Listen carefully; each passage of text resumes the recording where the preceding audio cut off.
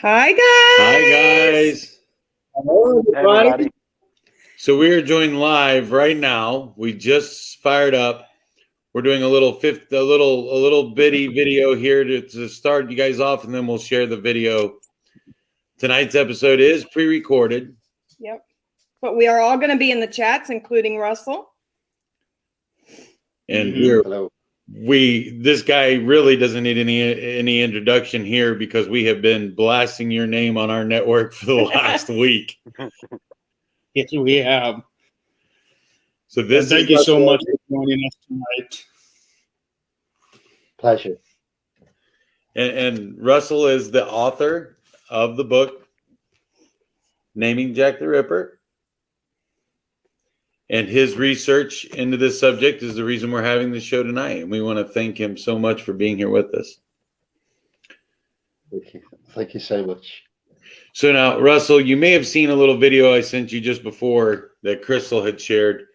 The Wendy's, we never got a chance to explain this to you.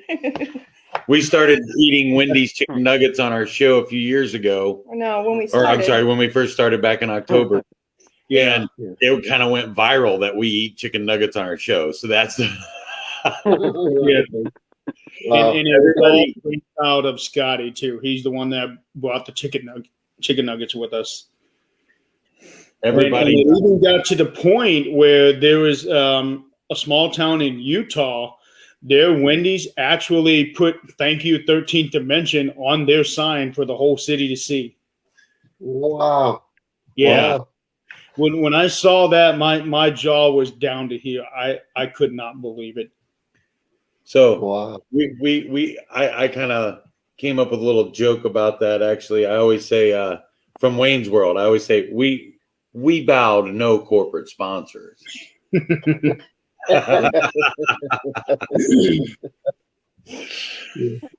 Russell, I just want to say, like Tim said, thank you so much for coming on. Your research and everything you did and being on the show was just absolutely amazing. And by far, for myself, one of the most emotional podcasts I've ever done. I mean, I was just completely in awe. Absolutely. Yeah, I watched it Monday, and I just could not believe everything that I was seeing. I was speechless. It was an amazing interview, and I'm really proud of you guys. Thank you, brother. Well, Jeremy, you got the call when we ended the interview, and we called you, and we're like, Jeremy, Jeremy, oh my God, you got to hear voices were so shook up, and we were on the phone for, I don't know, maybe about an hour. And even at the end of that hour, Tim was saying he was still completely shaken from the whole thing. Yeah, I never expected to see what we saw. We have not released what the exclusive material is yet. So we were really wanting that to be a wow factor for the show tonight. So, which since I guess it's going to be airing here in just 9 minutes. Russell, do you want to explain to everybody what the exclusive material is? Well, for the first time ever, I reveal on your show the shawl that was taken from the fourth Ripper murder scene. And it was from this shawl I managed to connect the dates of why the murderer that the world knows as Jack the Ripper went out and murdered on those specific dates. More importantly, we traced the blood that was found on the shawl to the descendants of the fourth murder victim. So we matched the DNA from the descendants with the blood on the shawl, so we know the shawl was at the murder scene. We then further analysed it to find out that it wasn't in her possession or under her ownership. And then we realised the shawl was left there, and the person who took it there was the man the world knows as Jack the Ripper. And he left evidence on there, which will come out in your show, which I show for the first time ever, all of this evidence that we used and analysed. It took decades to do it, 4 years in the labs, to actually conclusively name the murderer the world knows as Jack the Ripper. And thank you so much for showing it on our show.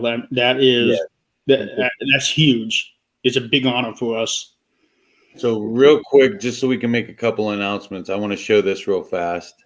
Yes, George. George, We've all seen it. George is a part of the paranormal community. We're over here. We're all kind of friends with him. He was re-diagnosed with cancer a couple weeks ago, and he went in for surgery today. And from what I've seen online, they were able to remove all of his cancer today. So, George, you're in our thoughts and our prayers and always. we love you, and we're behind you 100%.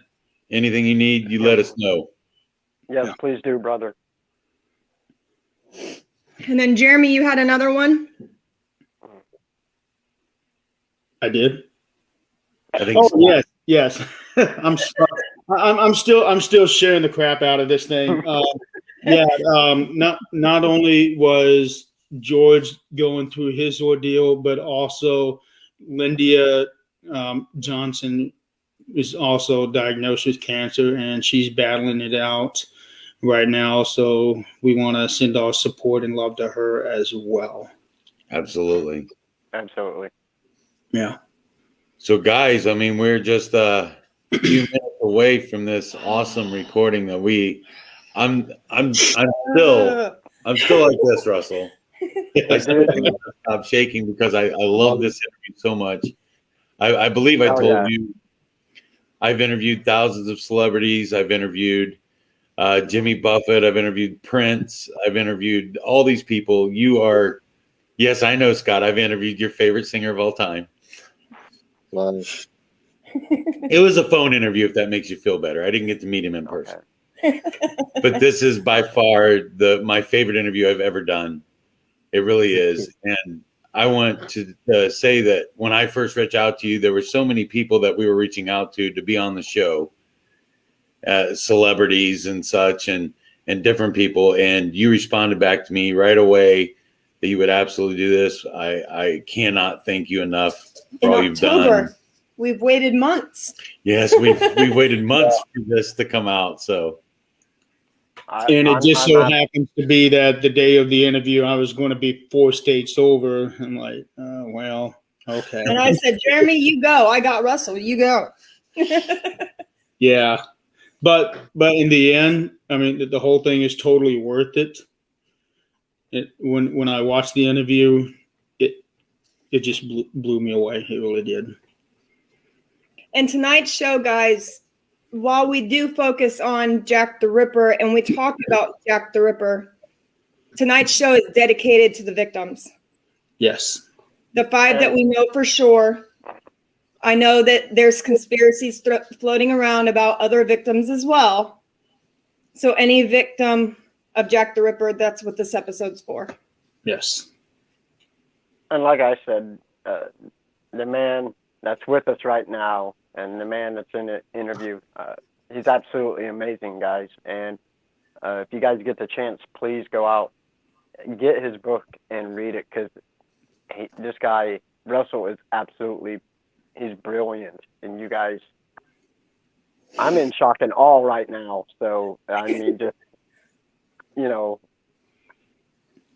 I'm speechless for once. Well, I actually get there. For those of you who are joining us for the first time ever, thank you so much. Yes, thank you. We love it that you guys have decided to come watch our show. But there are many other shows on this network as well, so I encourage you to go check them out. Absolutely. There will be 2 shows following this one here. First is What the Frick with Emily Menshouse. In fact, Tim and Crystal are going to be guests on her show right after this one. Yeah, we'll be on talking about my favorite subject, Vlad the Impaler. So, and then the show after that is I don't remember what the name of the show is, but it is hosted by Bishop James Long. Yes. So, yeah, and then we want to we didn't really film an after part to the show. We wanted to say also that next week's show we'll have our very own Scott Wilson as our guest. Mm-hmm. And he will be talking about some other known serial killers from right here in the United States. Absolutely. We want to reiterate again too, the Tonight Show, it was pre-recorded. We're live now. Yep. It will be right here in 2 minutes. And that all of us will be available in the comments, including Russell. We want to thank you so much for staying up. Yes. That was the reason why we wanted to do it pre-recorded, because it's so late over there. We know you're looking at what, almost 1 o'clock in the morning there, right? It's only midnight. Okay. Oh, okay. So Yeah. you're not as far behind us. But I knew that it would be late for you, and I didn't want you to have to stay up. I'm so glad you are up, because we are just more than ecstatic to have you with us right now. Thank you. And you guys can post your comments, questions, anything you want in the chats. We're all going to be watching it. Russell can help answer, obviously, what we can't, because you've done a lot more work than what we have. Now, for those of you who don't know, this guy has put in well over a decade of work into this thing. And in my opinion, it's paid off. Absolutely. All right, Jeremy, I think that's your cue. We're a minute out. Let's get it rolling. Yes, it is. So I am going to go ahead and take everybody off the stream. And then I am going to do a screen share to play the video file. And then that'll be it. All right. We'll see you guys next week, and we'll be in the chats tonight. Yes. Thank you, guys. We love all of you. Thank you again, Russell. Thank you. Pleasure. Thank look you, forward- Russell. Good Lord. Sorry.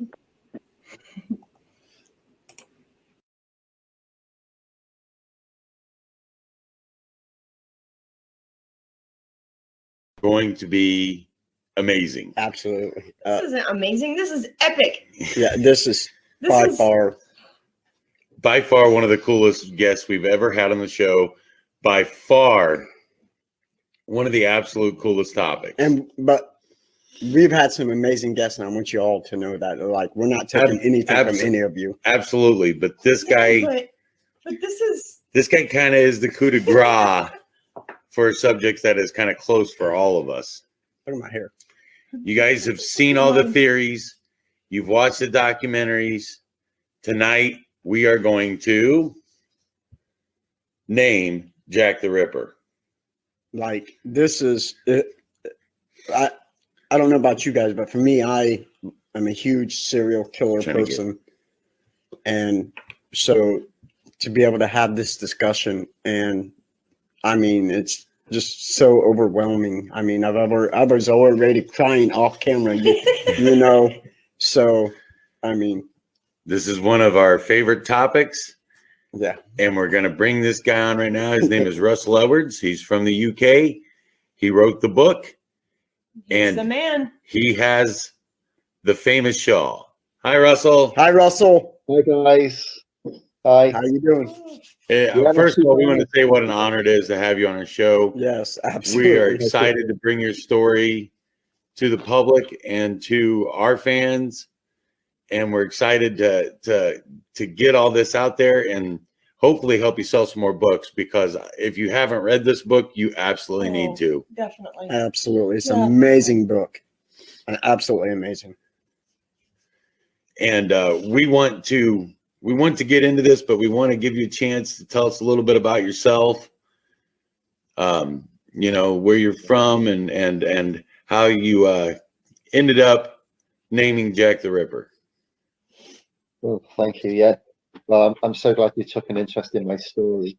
Well, I'm originally from Merseyside, so it's called the Wirral, which is just over the River Mersey to Liverpool. So we all have the same, very similar accents. So Liverpool, the Beatles. You know, I was born in the '60s, so a child of the '60s, and I went down south to London in 1989 was when I went. I actually went down south in 88, but went to London in 1989. And I made a very good friendship very, very quickly. His name's Andrew, and he lived in Bethnal Green. And so we'd used to go around to his house and we'd study. And at late night studies, what we would do is we go to a very famous bagel shop, which is in Brick Lane. Now, Bethnal Green, for those guys that don't know, is in the East End of London. And Brick Lane is sort of in the heart of the East End. So you're looking at the fringe of the city. So it's right on the edge of the city of London, if you like. And of course, bagels, cream cheese bagels and a cup of tea, still just as cheap. Well, not as cheap.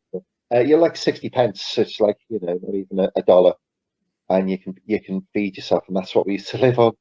And I fell in love with East End. It definitely has this. You know what? It's more in the night time, but it has this. For 300 years, it's been the main area for immigration into London. So we've had the French in the 18th century, we've had the Jewish contingent in the 19th century, and now the 20th century, small Bangladeshi. But it feels like a magnet. You can feel something there. That's the best way I can say. And of course, I was just like one of the millions of people that did that. Now I love curries. So there's Brick Lane is very famous, called the Curry Mile. So there's quite a lot of curry houses, and that's where we'd spend most of our weekends, definitely Friday, Saturday nights. And all through the 90s, I was very successful with a very good computer company, more to do with being in the right place at the right time. But all my corporate clients, they had to see the flavour of the East End, so that's where I would take them. And then when that film From Hell came out, I remember it literally, Jack the Ripper film. Oh well, it's in the winter, let's go and see it. And I was so bowled over by the film, and again, it was a case of, well, Jack the Ripper, is this a mystery? Is this a myth? Is this real? So I went on a Ripper tour on the Saturday and discovered, yes, it is real. But more importantly, all the murders are virtually where I'd been for the previous 11 years. So I'd walk past these murder scenes not knowing they had anything to do with Jack the Ripper. And I was quite overwhelmed with that. And again, just like you guys, I'd had an interest in serial killers. I grew up in the 70s. So over your side of the water, you have people like Ted Bundy. You had later on was Jeffrey Dahmer, but that, the John Wayne Gacy, that sort of, that era. And again, over in the UK, we had Peter Sutcliffe, the Yorkshire Ripper. And then in the early 80s, we had a guy called Dennis Nilsen, again in London. So it wasn't unfamiliar territory for me.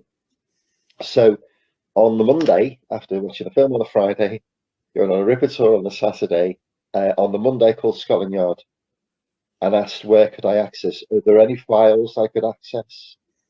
And there are.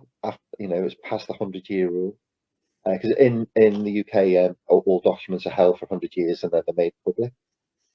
So this was like 2000, 2001.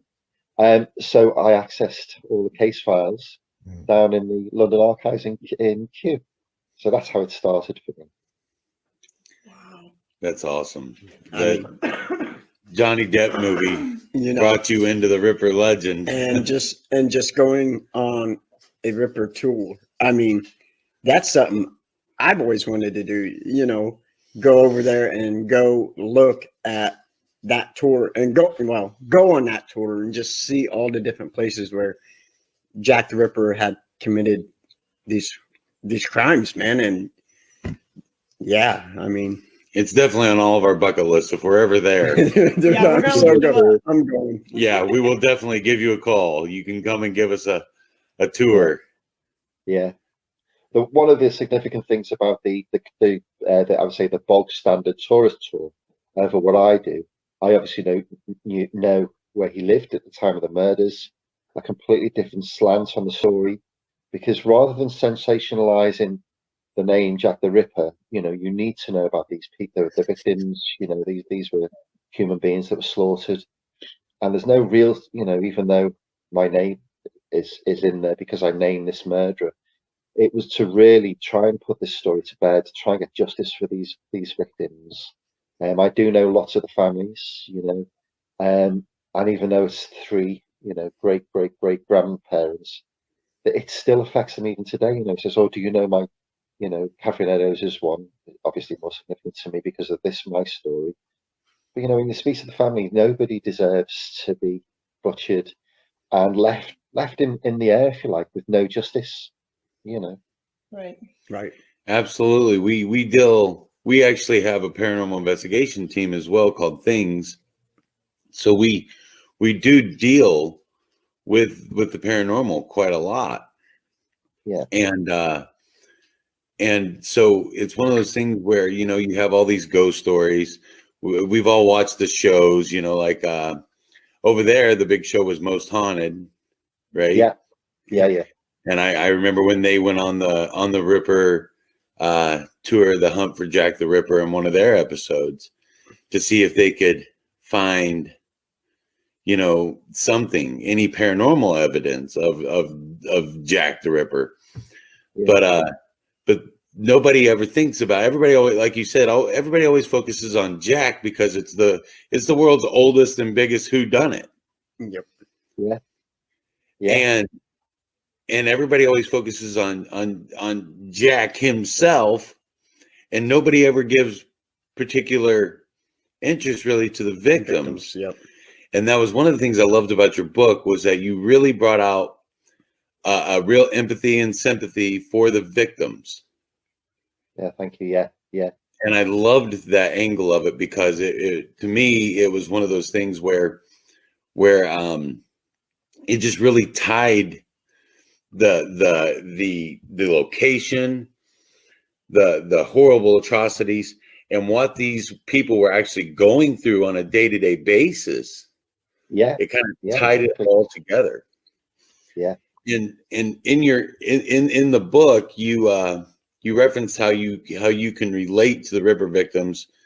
Can you explain a little bit about how you feel connected to the victims? Yeah.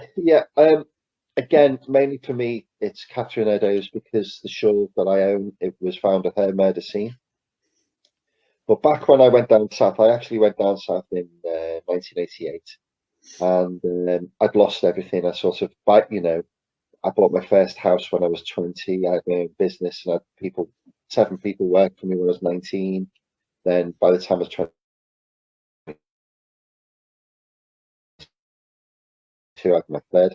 When I signed on with, you know, this a piece called the dole, or, you know, unemployment benefit, and I'm driving around in flash cars, and I lost it all. And I thought, you know what, I don't want to be here anymore. And so I went down south with, all I had was a very battered old red van that was just lucky to get me down there at £130 and a suitcase and a map. And within a week that had all gone. The van got towed away. So I was homeless, properly homeless, for about 6 weeks. And in that time, I got scabies, which is a very, if it's like measles, but for those of you that don't, it's like little worms are growing. It was appalling. So I know what it's like to be at the very, very. And when I read these, you know, as I turned my life around, I was very lucky with that as well. But so I know what it was like. You know, I know what it's like to starve. I know what it's like, the shame. You don't feel part of this world that seems to be above you. It seems to pass you by. I did experience the kindness of strangers myself, where thankfully for me, I had the wherewithal not to become an alcoholic, not to fall into alcoholism like those guys did.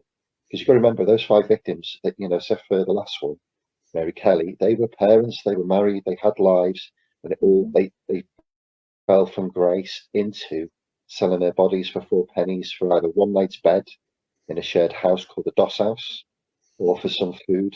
And they would, you know, it wasn't a case of that's all they did. If they could, in the morning, if they could find a day job, if you like, they would do that. But invariably, they were so drunk and couldn't face the world really, that they just turned to drink, and the easiest way was just to sell the bodies, which is what they ended up doing.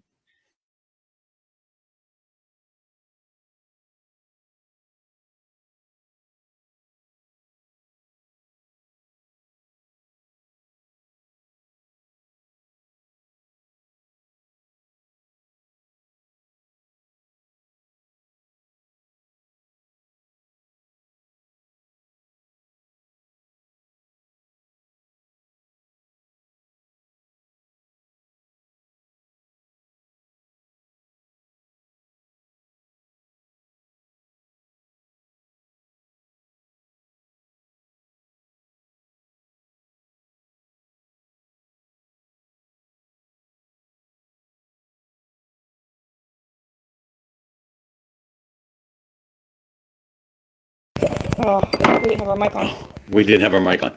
One. Deny or confirm, but the fact is, it was my auntie that said it to me and my mum, and I was only little at the time, and that's what stuck into my mind. That how close can you be? That you even am descended from prostitutes. You think, well, that's quite a profound. When you think about that, that's quite a profound thing to consider, in itself. So that's what really, brought me into that area. It's now it's very trendy. The houses are millions and millions of pounds, but when I first went, it wasn't like that at all. They were very derelict slums. And so if you go back to 1888, when all of this happened, mass Jewish influx, and this was the worst, most impoverished part of London, and these poor women, literally couldn't really come to terms with life. So all they could do was forced to sell the only thing they had, which was their body. So that's what really, really got it for me, and I've held on to that ever since. But again, I've had experiences directly linked to what they went, except for the obviously selling my body. I don't think anyone would have it, to be honest. But that's how I related to them. Yeah, here in the States, it's funny how quick we are to judge sometimes. And I don't know if it's just the way our culture is here, but what we sometimes fail to remember are sometimes people are in a position where they have no other choice.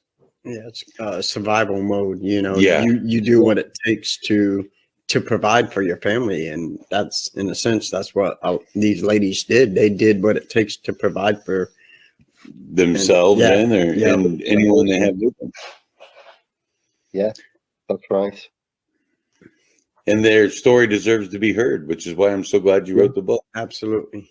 And like you guys said, a lot of times when you hear a book or a movie or whatever, it's based on Jack himself and not the victims. And that's why this book is so brilliantly written, because you took the time to talk about the victims, and that's what needed to be heard. Yeah. I do know lots more about the victims that I couldn't put into the book. But like for example, going back to Catherine Eddowes, who was the fourth Ripper victim, she was one of 12 children. She was sold into service, so she didn't really have much of a chance anyway. That she walked when she move to London. She walked. They basically she was born in Wolverhampton, which is in the middle of the country. Like, went to live in Bermondsey with mum and dad. They passed away. She went back to Wolverhampton and then walked from Wolverhampton to London to find some work. Invariably, she didn't. Martha Tabram, who's, I always get asked, was she a possible victim? She's not part of the canonical five. Martha Tabram, again, fell on hard times. Annie Chapman, is known to live with an older man, so an older man would just pay for her time, if you like.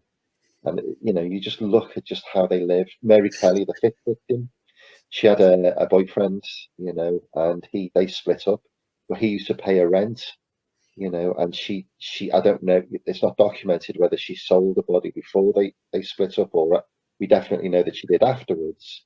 But it's like, what do you do? This is all there is for you down there, And it must be, if you ever come over, I can walk you through these streets and you'll be surprised.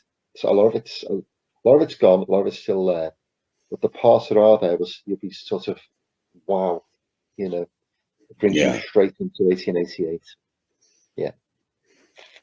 Oh. It's amazing. Such history. Now, you mentioned the shawl, Yeah. and we got goosebumps earlier because he has the shawl with him today. Yeah. I'm actually crying. Yeah. Is there Well, any no- way you can give us a peek? I can, yeah. But let me just tell you, I wouldn't be sitting here today if I didn't buy that shawl, because again, when I did the research myself, when I went to the archives in Kew, any of us can go in there and do our own research. And I was looking for something that somebody missed, but there isn't. It's been gone over so many times that the case is sort of a mystery in itself, a mystery wrapped up in an enigma. So it wasn't until 7 years after, so 2007, my mum called me and said, it was all over the news in the UK's and newspapers, that a shawl was for sale that was taken from the fourth murder scene of Jack the Ripper, which is Catherine Eddowes, on the night, obviously, when the body was discovered, by an acting sergeant, Amos Simpson. Now, in the book, what that book did as well is highlighted what I needed to fill in the gaps for the second book, which is written now. And Amos Simpson was an acting sergeant, unbelievably. He was made acting sergeant in a town just up the road from where I lived when I went down to live outside of London. And with that, there were 3 other acting sergeants on patrol on that night. And they weren't on patrol for Jack the Ripper. They were on patrol for what's called Fenian interests. So this whole other story, on the side about the Irish protesting and trying to they blew up Scotland Yard a few years before, and they found the explosives in one of the houses in Mitre Square, which is the fourth murder scene. So, and that's quite close to the docks. So they were on Fenian duties. And there's a great book called Finian Fire, and all along this Ripper story, there's another story that's not really ever told, and all the detectives, they're all in this Irish case as well. So it seems like this main Irish case, and then there's this 10-week blip of Jack the Ripper in this story. So we located that that Amos Simpson was there at the time, and through that he passed it down to his great grandnephew. He looked to sell it. He donated a lot of money to charity. David Melville Hayes, his name is, and I bought it. Now I bought it because the pattern on the shawl is Michaelmas daisies. Michaelmas daisies are little flowers come in September, but Michaelmas, which is why I bought it, really put the link to me.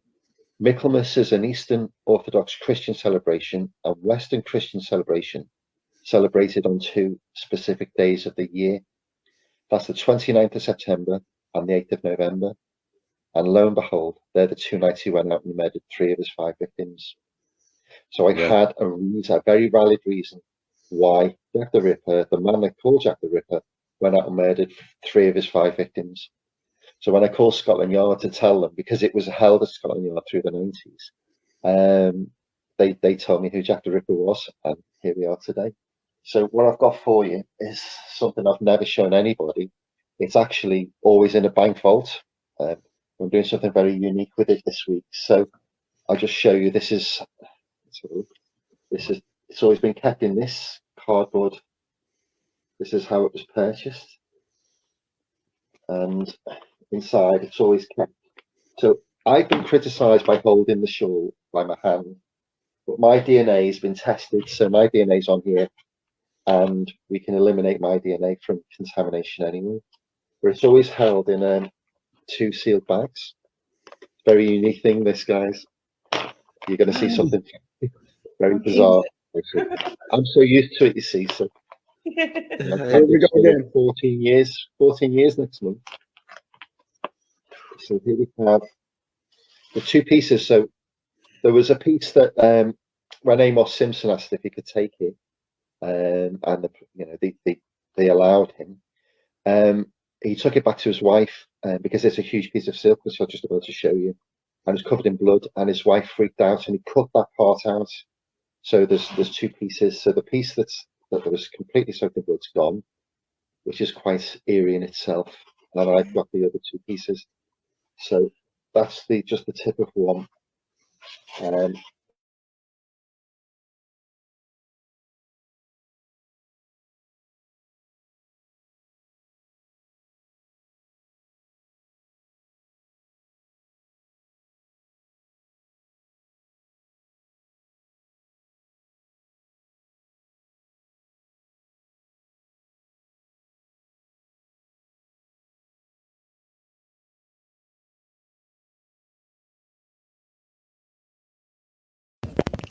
Sorry, guys, we froze up here just a second. Jeremy's working on it, I know. I'm Give completely us blind here. just 1 minute. Oh, this is so frustrating. We all froze. Jeremy, are you there? Can you hear me? Guys, we froze up here just a second. Jeremy's working on it, I know. You need to shut that off. Give us just 1 minute. I don't even know if Jeremy knows he's frozen. Okay, there he goes. He'll be right back, guys. So sorry about this. He'll be right back. I know, never fails, Stephen. This is the 13th dimension. If something didn't go wrong, everything would be right with the world. And we wouldn't be us if something didn't happen. I don't know. Jeremy, did you pay your internet bill? Where'd he go? He like completely left. He might have had to relog. Let me hit Emily real quick and let her know we're going to be running about 15 minutes late tonight. Yeah, we're running just slightly over. We're sorry, guys. Once again, we are terribly sorry that this happened. Okay, I see Jeremy's back. Let's see if he can load us right back up where we were. Going to be amazing. Absolutely. This isn't amazing. This is epic. Yeah. Just shortly before she was murdered. Ancient DNA work, not regular. They told me who Jack the Ripper was, and here we are today. So what I've got for you is something I've never shown anybody. It's actually always in a bank vault. I'm doing something very unique with it. It's red and they're like a complete bacteria-free room. I think that was a bit over the top. But the genius of the professor that did the DNA work, and it's ancient DNA work, not regular DNA work. His name's Dr. Jari Louhelainen, and he's very cool in his approach. He pioneered a scientific technique that managed to get not just the DNA from there, but uncontaminated DNA, not from the surface, so it's not swab technique, which is usual DNA practice, but a vacuuming technique. And as you'll see now, this is the actual shawl, guys, so I'll just announce it. He managed to get the DNA embedded in the weave of this shawl. It's only about 2-3 millimeters thick. So this has never been shown live on TV ever. So if I pull it back, I'll give you an idea of how big it is. I'm shaking. Wow. Wow. So this gone. It's really quite lovely too. It is. Yeah. Which is how I pieced together it wasn't owned by the victim and was the murderer. It's fragile now, so there's lots of holes of aging in it. But what really did it for us was, I don't know if you can see, there's just one of the whole. So when I bought the shawl, it took me a few years to meet Dr. Jari Louhelainen, and we met through a documentary. And we knew it wasn't him, but I knew I'd get to see an ancient DNA specialist. And when he analysed the shawl, the first thing he said was, "This obviously it's very old. It smells very old as well." I'll just show you the first thing. I don't know if you can see this. I'll hold it to the camera for you as best I can. It's more blood there. Can you see all those white dots? Yes. Oh, yeah. Can you see all of it right across? Yep. Yep. That's arterial blood spatter that's consistent with slashing. And of those Dexter fans, there's 3. There's bludgeoning, like a hammer type, that's the blood spatter 1, gunshot and slash. This blood spatter on here is consistent with slashing. And we know that this was taken from the 4th murder scene where Aaron Kosminski, the Ripper, he cut Catherine Eddowes' throat, and he took the kidney and he took the uterus. So we found the kidney cell, and we got her DNA from that there. That's actually very close to kidney there.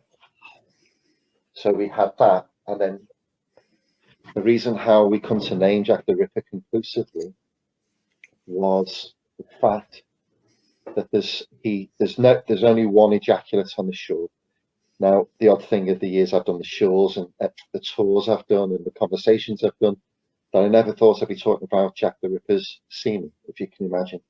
But because he didn't get this on this, we managed to, Yori, with again is superb scientific analysis. I don't know if I can show, if I can get this on camera. Can you see that there? Oh yeah. Yes. Yeah, that's actually semen. Oh my Lord. And from that, we had a sperm head analyst called David Miller, Dr. David Miller, and Yari extracting the DNA so professionally and so precise. That's how we named Jack the Ripper. Because what we did was we did a lot of work. We've done a lot of work on the shore, so we dated it. So it's pre-1854. And we know that it came from Eastern Europe, so not the East End. We know it's valuable silk, which Catherine Eddowes, the day before a murder, they had to pawn, her and her partner, Kelly, and they had to pawn his own boots so they could get a night's doss, if you like. And she even had to go and sell her body because she was drunk on the Thursday. On the day that she, when she was arrested, just shortly before she was murdered. So this is a very expensive piece of silk that somebody, a street prostitute, would have never owned. And Right. that's how he pieced that this came from him. So he took it to the murder scene. Because originally when I bought the shawl, it was the Eddowes shawl, and I thought it was Catherine Eddowes' shawl, as everyone would. It was through the detective work that I did that took me years to make me realise it wasn't really sure at all. So if it was found directly at the murder scene, there's only one other person that would have left that there, and that was him.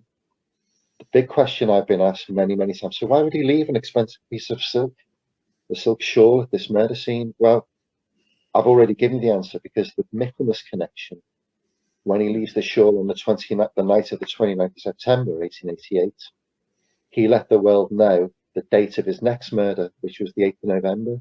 And that's when he went out and murdered Mary Kelly 5 weeks later. And I was the only guy, this baldy guy sitting in front of you, I was the guy that put that together. Wow. So there you go. We are absolutely amazed. There's your Michaelmas daisies, guys, by the way. And that pattern is so gorgeous. It really is. It really is. I mean, It showed lots of signs of dating now. It is, if I hold it up to light, you can see through quite a lot of this segment. Yari tells me off because it needs to be preserved out of light. There's even light can damage it now. But that's it folded in half that you can see. That's a beautiful piece of silk. oh man, it is so gorgeous. It really is. This piece of material here, this one thing I'm holding here, is the only evidence left that exists. And thankfully for me, it had the blood on there from the victim that we matched with a direct female descendant through mitochondrial DNA. And of course, the semen, because you would have known, it would leave DNA that would incriminate him over 130 years later. But that's the shore, guys. I've never shown that to anybody that I've ever on camera. Well, we are more than honored Dude, I mean, Dude. I'm absolutely astounded. to And see that, and thank you so much for letting us see that, because Can you see how small? Like, you can fit that in your pocket. Yeah. Yep. Yeah, so that was always significant. amazing. I mean, that It's is just, absolutely. And in your book, you talk um, about the murderer being of Polish descent and immigrant to Yeah. the East End as well. Yeah, And I have actual family links to Poland around that 1920s. My family immigrated here, early 1920s. Part of my family, I should say, immigrated here to the United States. So I found a connection with that when I was reading it in your book. oh wow, yeah. But I do know about that, about the Orthodox tradition and the celebration of Michaelmas. So Yeah. I did know that already, and then it made a connection with me on that personally. So I wanted to. One of the things that has really amazed me in reading your book is the amount of research that you had to do. yep. Yes. And I want you to explain to our viewers that how long this process took, how much research and dedication it took to pull this off. Well, when I did the archives at Kew, I was quite lucky because being a businessman, I had enough time, personal time, to set aside to focus on this. So the one thing I did when I did the desk research, the primary research at the archives, was pull out all the stuff that in books, you again, when we read books, it's somebody's impression or somebody's interpretation or somebody's version of a story, no matter what it is. It's not the story, if you like.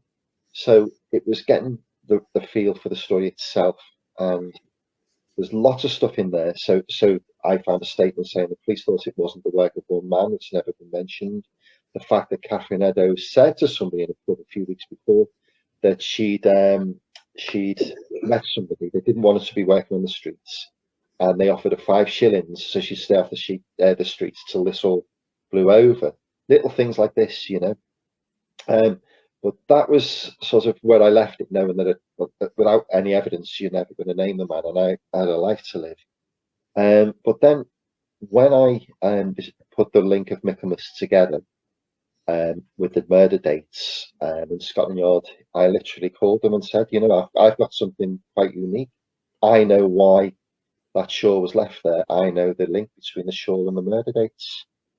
And the curator of the Black Museum Scotland Yard said to me, you know what, Russ, this is the first piece of information I've heard in decades. It's brand new. That's what he said to me. And he said, you know what, I don't even know why they write these books, do these documentaries. Scotland Yard have always known who Jack the Ripper was. And he just said to me, it was Aaron Kosminski. Just said to me, just like that. And then he said to me, I said, well, obviously, when I fell off my chair and got back up again, I said, could you tell me the story behind that? He said, well, no, I'll let you go and do that. But I'll help you along the way if you're on the right track. But please don't waste my time with lots and lots of questions. So that's where I realized, I'm going to take this very, very seriously. So I sold my businesses. We had a recession, I'm sure you know, back in 2007. And in 2006, I had, in the 2000s, I'd sold my shares in the software company, finished with all of that, bought several care homes. I had 155 staff, so it was very, very busy running care homes. So I sold those knowing that basically the property.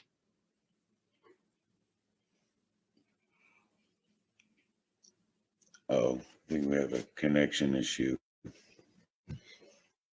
Are you still there, Russell? No. Oh, no.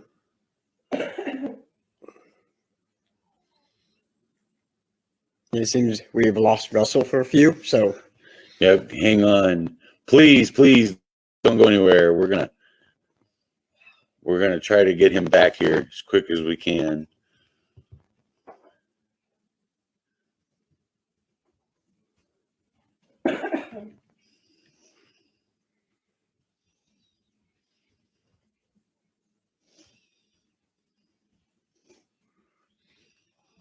And while you do that, I'm going to run and grab a piece of toilet paper because somebody was crying like a little baby again.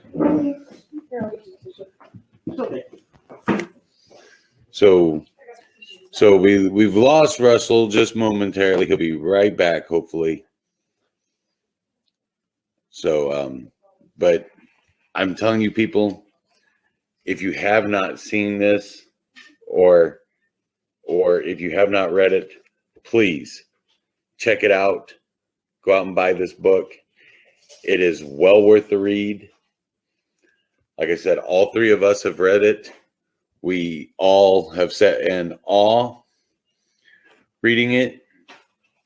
I will tell you this, he displays a great deal of humility in this book, and really he brings it all together. I'm hoping he can get back in with us here.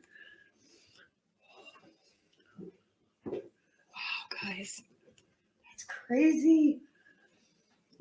It is crazy. I mean, to even see the Shaw, what we all have to remember is this is the only remaining piece of Ripper evidence in the world. This one piece is all that's left. And I'm really hoping, because I have so many more questions for him, I'm really, really hoping he can pop back in and explain how Aaron Kosminski was Jack the Ripper. Because the story of how he came about it, the story of how he was able to not only come to this conclusion, but in my opinion, my personal opinion, is dead on, is amazing. I'm going to try to contact him again here.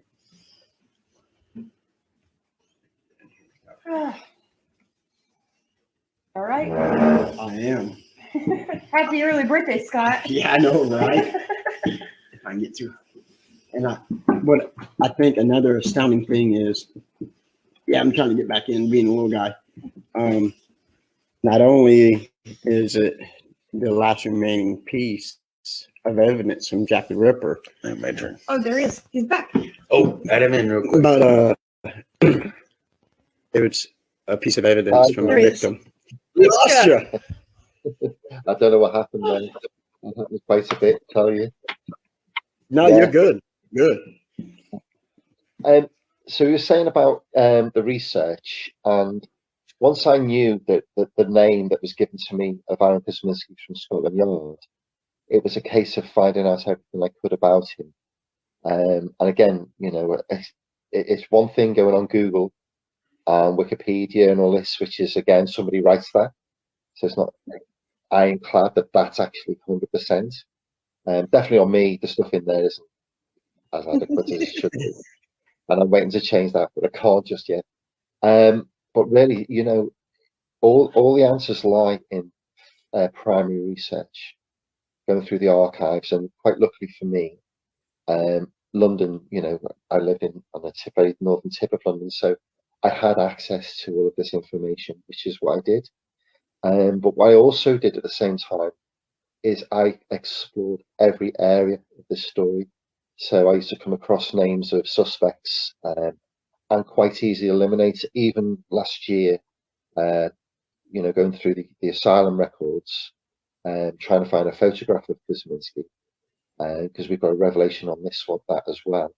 I found one of the suspects in there, and he was sent to the same asylum as Kosminski, but was released. And it's things when you so going back to even all of the common names of people like Walter Sickert, Prince Albert Victor, George Chapman, just to name a couple. What was it? Robert Donston, the Queen's physician. You know, all of these people you can eliminate once you say, well, could it be him? No, because again, I wouldn't have said it was Aaron Kosminski if it wasn't for Scotland Yard saying it was Aaron Kosminski. And we've got to remember that Kosminski was named not only in the McNaught Memorandum, which I've got a copy of right here, but the two guys, Robert Henderson and Donald Swanson, who were in charge of the case, who actually saw every document through their hands, especially Donald Swanson, named Kosminski as the suspect. And this is the thing: he was actually named by the guys that were in charge of the case, and yet people still go, "No, it wasn't him." So That was another question I have for you, is how you react to the people who still, after hearing your evidence, still don't believe that it could have been Kosminski. I think it's because they like to keep it a myth. I mentioned this in an interview I gave the other day. A lot of people take ownership of this. This story isn't mine. My story is, but the Ripper story isn't my story. And there's a lot of people that have the, I wouldn't say arrogance, just the ignorance, if you like, that they own this story. They know more about this story than the others.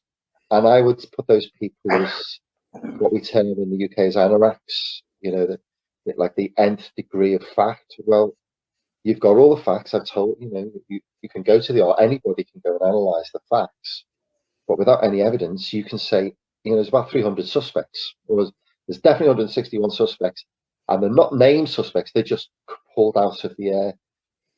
James Maybrick's another one. I live near to the cemetery where he's buried, and that's because of a diary that's not even in his handwriting. Then it's got to be his brother. That's another one. You think, no. There's so many suspects that are just spurious and just all circumstantial, and only put together by people that have a vested interest in saying, I've solved the Jack the Ripper case. Well, they haven't got any evidence, so put it together like that, then Sherlock. There was a lady over your side of the water that that did a lot of DNA work originally, who got the DNA from a stamp, and Walter Sickert was the named artist. But again, there's lots of facts that are overlooked. So the DNA from the stamp was actually from a woman. That was overlooked. The fact that Walter Sickert was in Paris, so he's in France at the time of the murder. So he managed to get a train, or then get a boat, then get a train, then get a boat, and then went back the next. He wasn't even in the UK at the time, but she still says, "This is the guy." All a person could ever do with doing a stamp is saying that he wrote a Ripper letter, which is a big deal, which is so what type of thing, because so many Ripper letters were written, all not taken seriously, except for one, which is the From Hell letter, which was the part of the kidney sent to George Lusk on the 16th of October. So with these facts, obviously now I know the case inside and out. It's the people that make this story what it is, when actually it's a simple case of there was a lunatic, there was a maniac suffering with schizophrenia living in East End, and he took that out and had his way with these victims that were very easily accessible in the East End. And then this myth was created over a century, 130 years, 140 years almost, and yet no one will want to name who or say who he really was, because they like the myth behind the legend. I agree with you on that. And like we talked about earlier, the Jack the Ripper industry in London, just in tourism alone, is millions of dollars a year. Yeah. People make these documentaries. They're making money off of it. They're making their name off of it. They're selling books off of it. So the truth of it is, you actually are the first person, I think, in history that took real evidence, combined it with modern day scientific knowledge, and came to a plausible and realistic conclusion. Yep. Yeah. Thank you. Yeah, that's absolutely true. Yeah. I mean, and I want to say this the right way. You did it for the right reasons, because you wanted to find closure for these victims. Yep. Yes, that's right. Yeah. But now, did you ever think that the shawl was the missing piece to this huge puzzle, this unsolved case for so long? Did you ever thought, this is it, this is what's going to help me?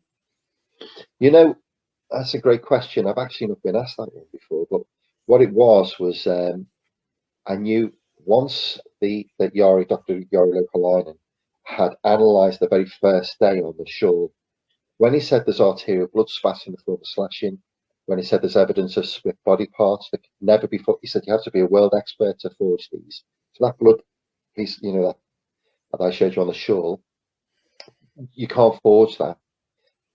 Just those two bits, because again, when we first looked at the shawl, we thought the semen was, we thought it was Catherine Eddowes' shawl, and we thought the semen was deposited by a punter or a customer. So we didn't, initially, we didn't take any notice of that, really. But we knew there was semen on the shawl.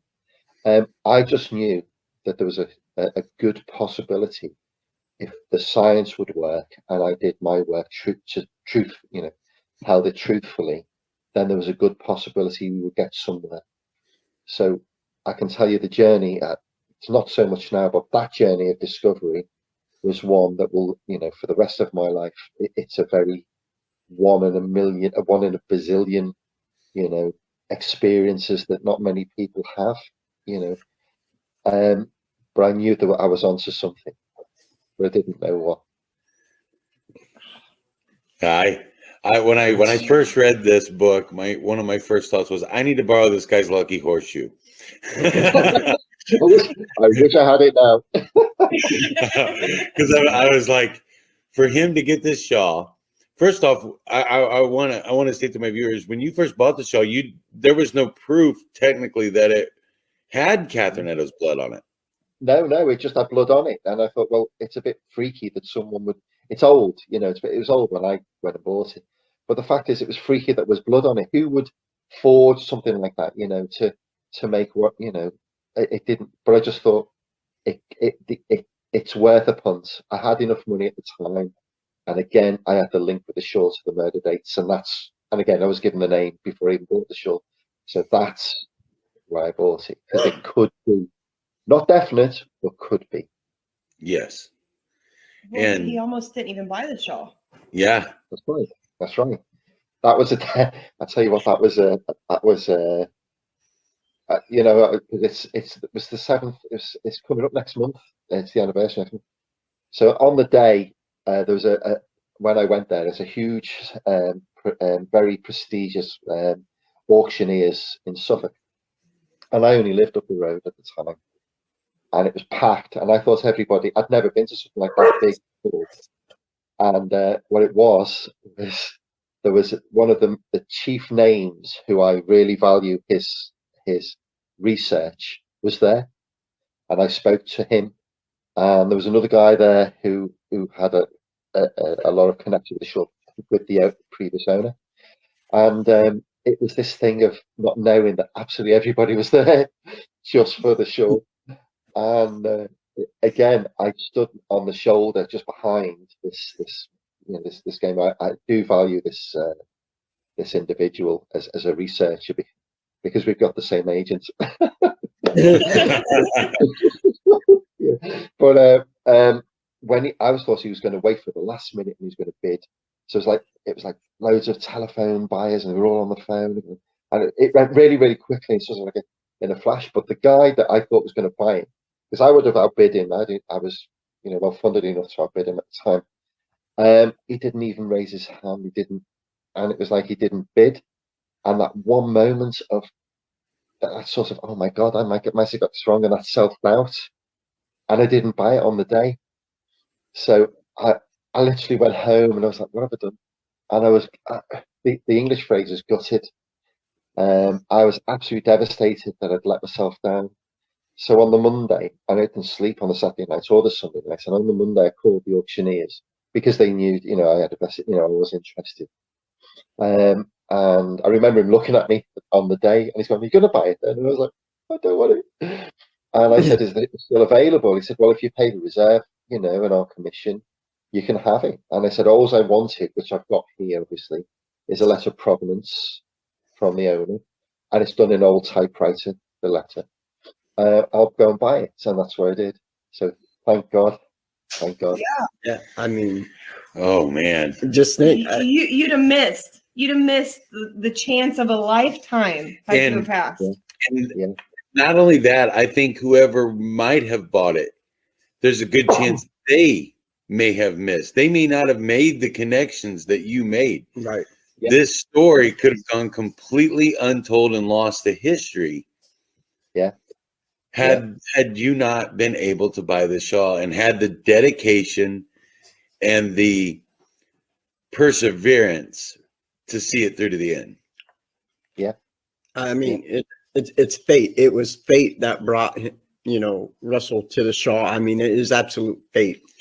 And You know, one of the things I loved in this book was that you how you stated, my mind kind of works differently. I kind of think outside the box. I think different things.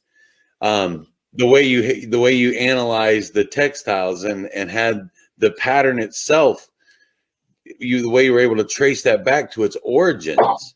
yeah, And the yeah, Shaw is again, actually much older than the Jack the Ripper story. yeah. Well, we had to make sure it wasn't a modern day forgery, even though it's clearly old.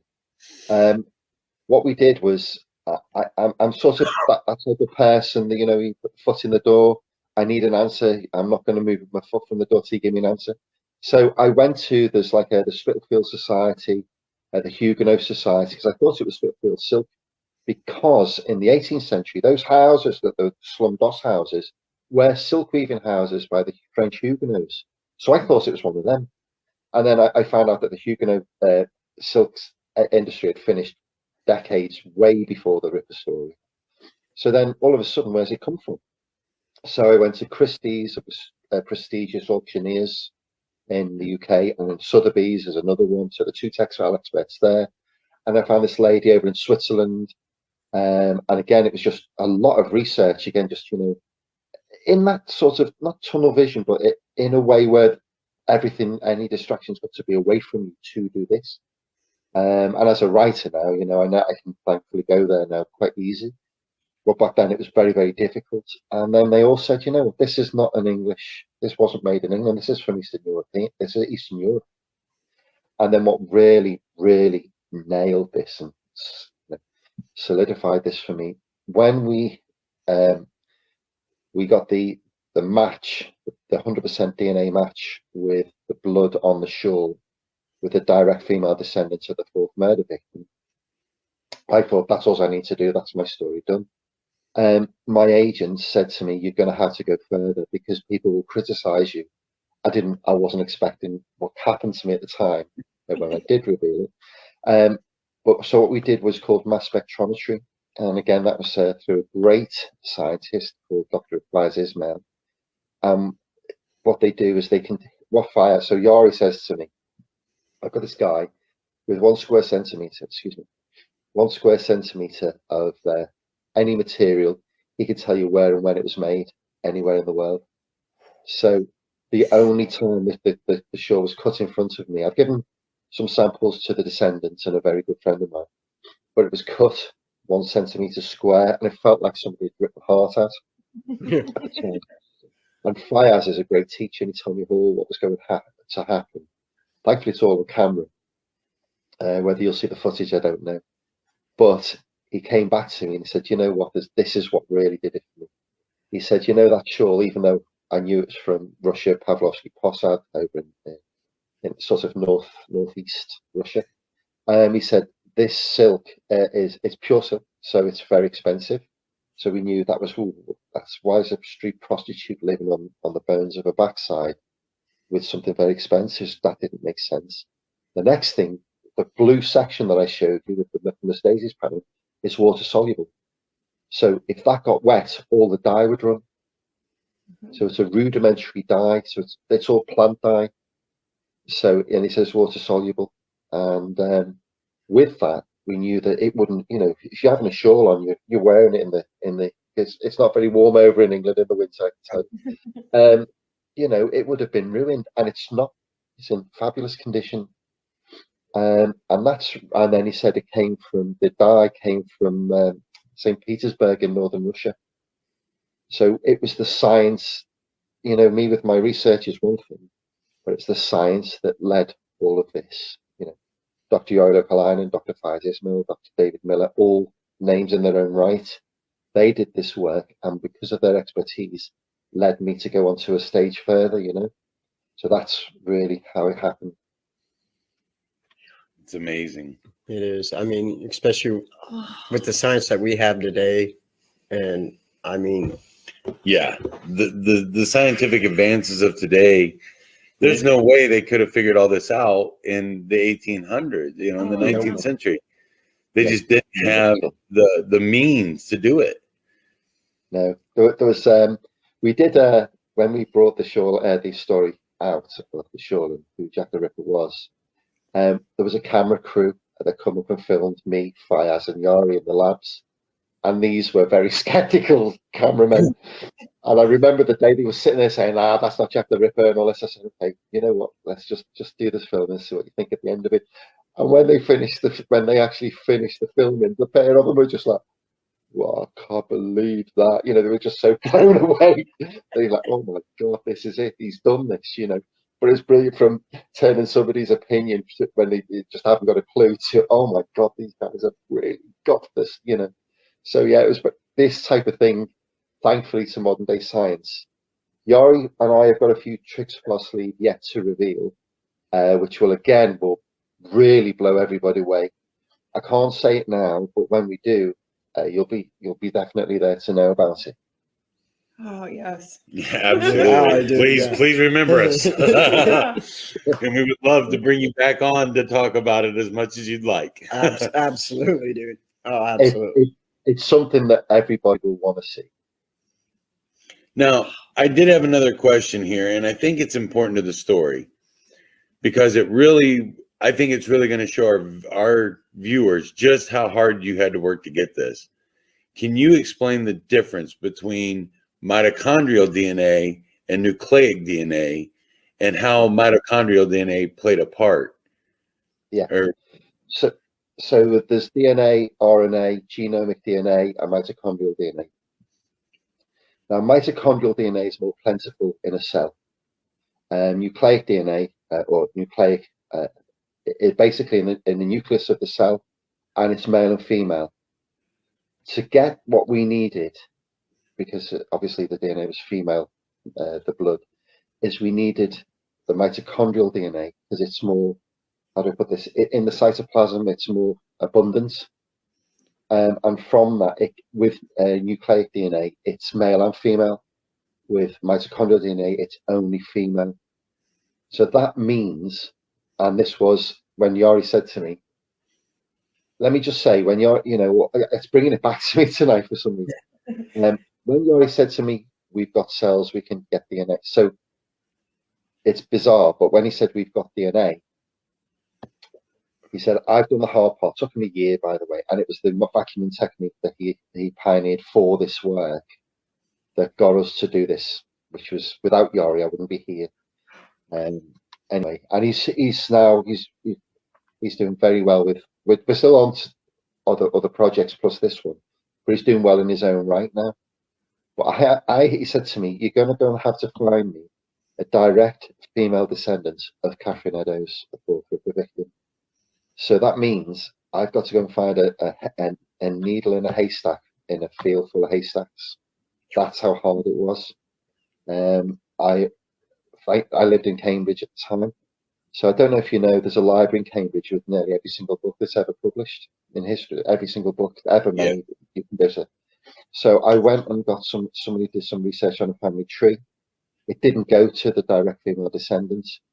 So it was, do you know what? It's one of these things, again, in this journey that I was on, that you hit a brick wall and then you've got to learn the discipline to sit back and breathe. Because sooner or later you start realizing something else will come up. And what happened was I thought I'd never find this person. And lo and behold, there was a documentary called Jack the Ripper Find My Past. And there, as I'm sitting there watching the telly, and it's on YouTube if you want to see it, Karen, her name is a direct female descendant of Jack the Ripper, Jack the Ripper's fourth murder victim. So it was literally just by pure luck. I'd done as much research as I could, that couldn't find them. And there on the telly right in front of me is the woman. So then it was a case of how do I get hold of her, and remembering that she's a descendant of a victim down the female line. So significantly, guys, what it is, if Catherine Eddowes' daughter, who's called Annie Phillips, had then had another daughter, and then that daughter had a son, or Annie Phillips had a son and no daughters, we couldn't do the DNA work. It had to be through a daughter. That's the only way we could do it. So anyway, yeah, so that was pure luck. So with this, There's your lucky horseshoe again. yeah, that was very much, yeah. You know what? I recommend it. It's a very good story. You have to recommend it. Anyway, I thought, well, you know what? You've got to be. If I'm going to call Karen and say, guess what? I'm this scouser who's a person from Merseyside or a Liverpool, and I've got the shawl, and I want your DNA to match her up because of this. She might have just slammed the phone down, or said, "This guy's a nutter," and don't even speak to me ever again. So I had to carefully prepare what I said, which I did. And thankfully, Karen's a really, I know we'll be friends for the rest of our lives, but she's a lovely lady, very understanding. What she said to me was, she said, if you can help me identify the murderer of Catherine, we always call her Catherine, it is Catherine Elizabeth, but it was as Catherine, or Kate, she's known as Kate, but it's Catherine. I'll give you any help I want. And she gave me DNA. Yori'd obviously sent me a whole load of DNA swabs, which I've still got a bag of the spares in all my research. Yeah, so as I say, I've kept documented everything on this. And then those little moments I'll give you. So like the banker's draft, taking it from the bank to the auction house to buy the shawl, I'm holding that, taking the shawl, holding it, taking the taking the DNA swabs, sending them to Karen. She didn't come back to me for 2 weeks, and I panicked, and she'd gone on holiday. So like, you're not going to do this to me, please don't do this to me, And then she sent it back to me with a letter, which I've still got everything I've got. Though one day somebody will pay attention, I'm sure.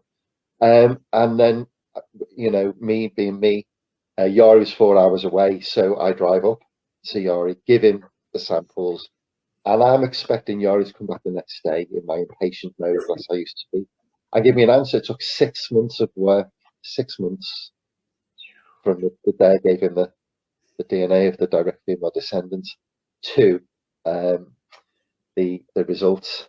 And on that day, again, Yori's a very unique scientist, to say the least. He said, Russ, you're going to have to drive to Liverpool. I've got something to show you. I said, can you just tell me over the phone? He said, no, I can't do that, because we filmed it as well, obviously, my first reaction.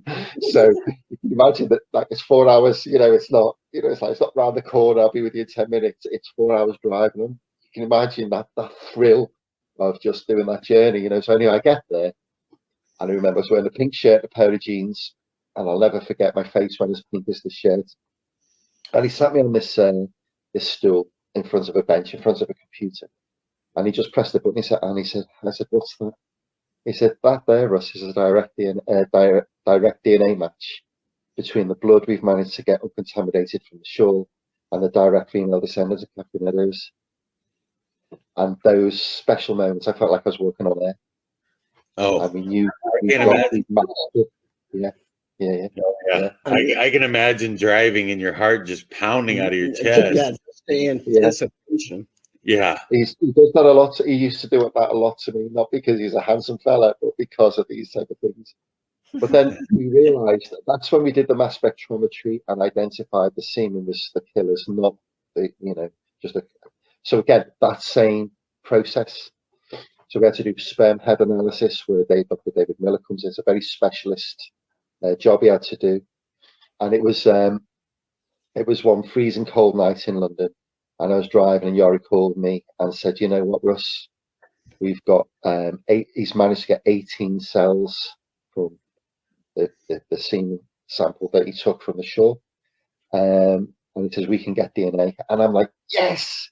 And he said, not really, Russ, because a pinhead would cover 200,000 cells. We've got 18. Yeah. That's all we had. And we were like, oh my God. So it's like, well, what do we do? And of course, I used to have an afro before I started. Yeah, it fell out. So what happened was, he said, well, what we do is, like, we copy them, and overnight you can create over 1 million cells, which is what he did. And then we had more enough for the samples. And again, that journey was on. And again, I had to find, of course, we couldn't dig Catherine Eddowes up because we know that she was murdered and we wouldn't be allowed by UK law.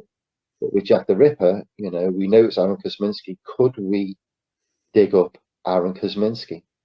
You know, and so this was around, I'll tell you exactly when it was. It was the 12th of December 2012. And I knew where he was buried. So I called the guy that runs the United Synagogue and asked for his permission to exhume Aaron Kosminski. So you can imagine a guy calling out the blue saying, you know, telling them my story I've just told you. I say we'd like to exhume Aaron Kosminski because you can get the DNA from a tooth, even at that age. So just DNA swab inside the tooth, you've got his DNA. And of course, when I told the guy who I spoke to get the permission, he said, just give me a few days. He says, this is an amazing story. Can just give me a few days. And I remember they came back with a definitive no chance. You'll never dig him up. So I was completely devastated because I thought, well, where are we going to go? But my discipline, like I told you, was just hold back. You know, something will present itself, and it always has.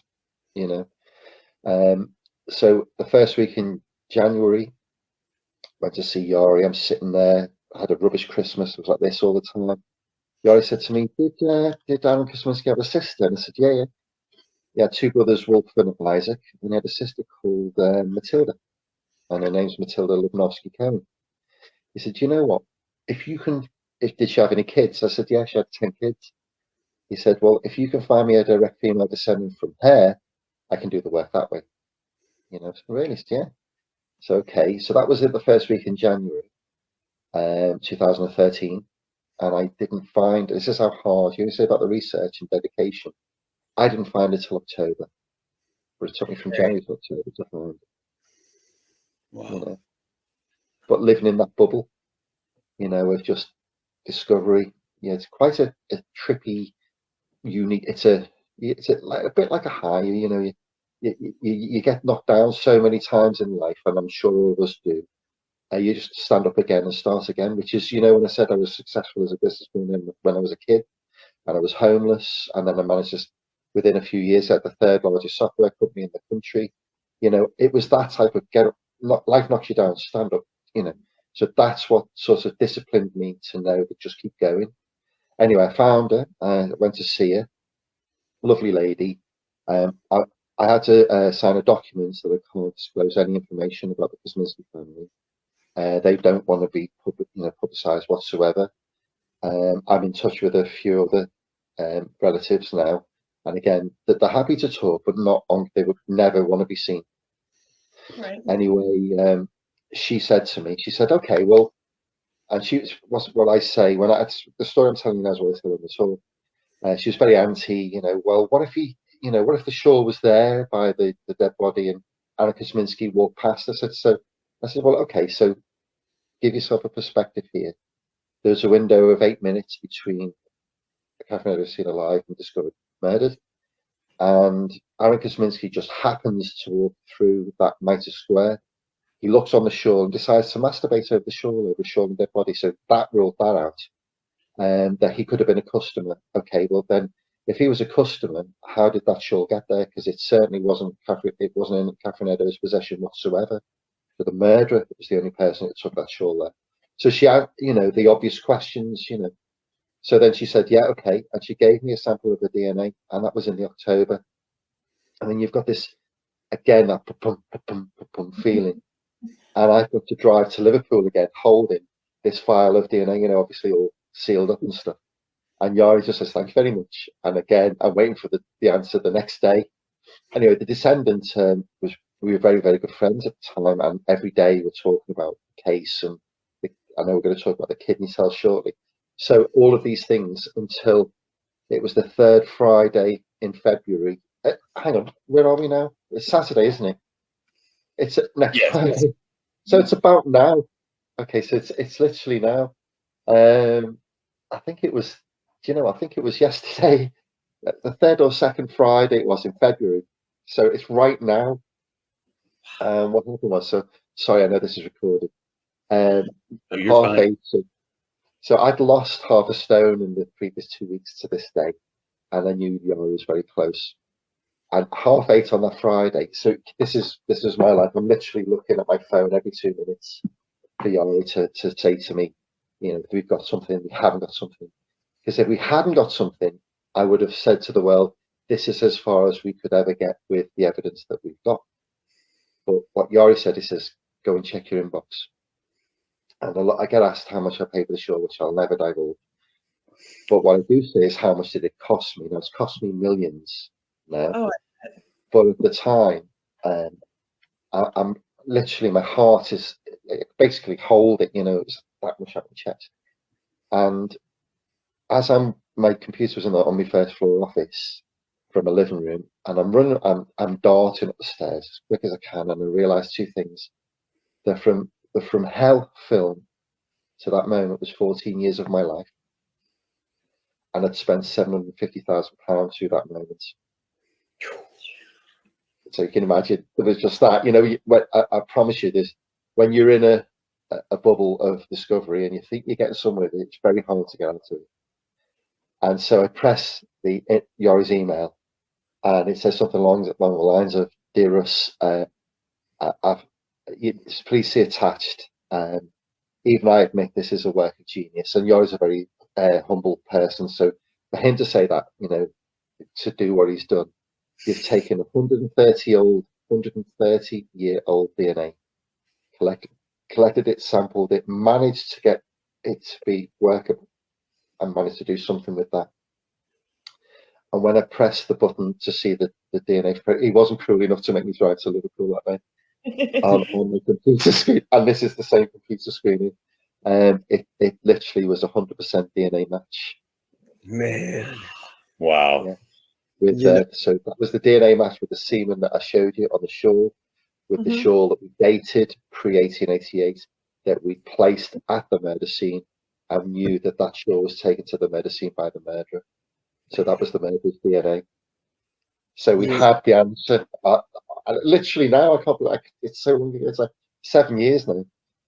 But it was that moment of, oh my God, we've done it. Now, the one thing I never, you know, you can remember back then, me and Yori lived in a bubble. There's only a few of us that knew this story. And we did have a reporter trying to infiltrate us to see what was going on.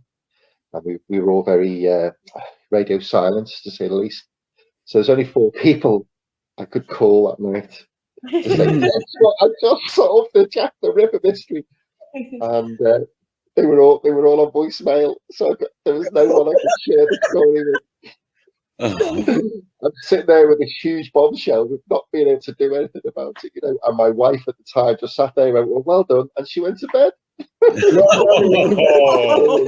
We're divorced now, by the way, but yeah, it's a case of, you know, it was like, oh my God, can't you just share this moment?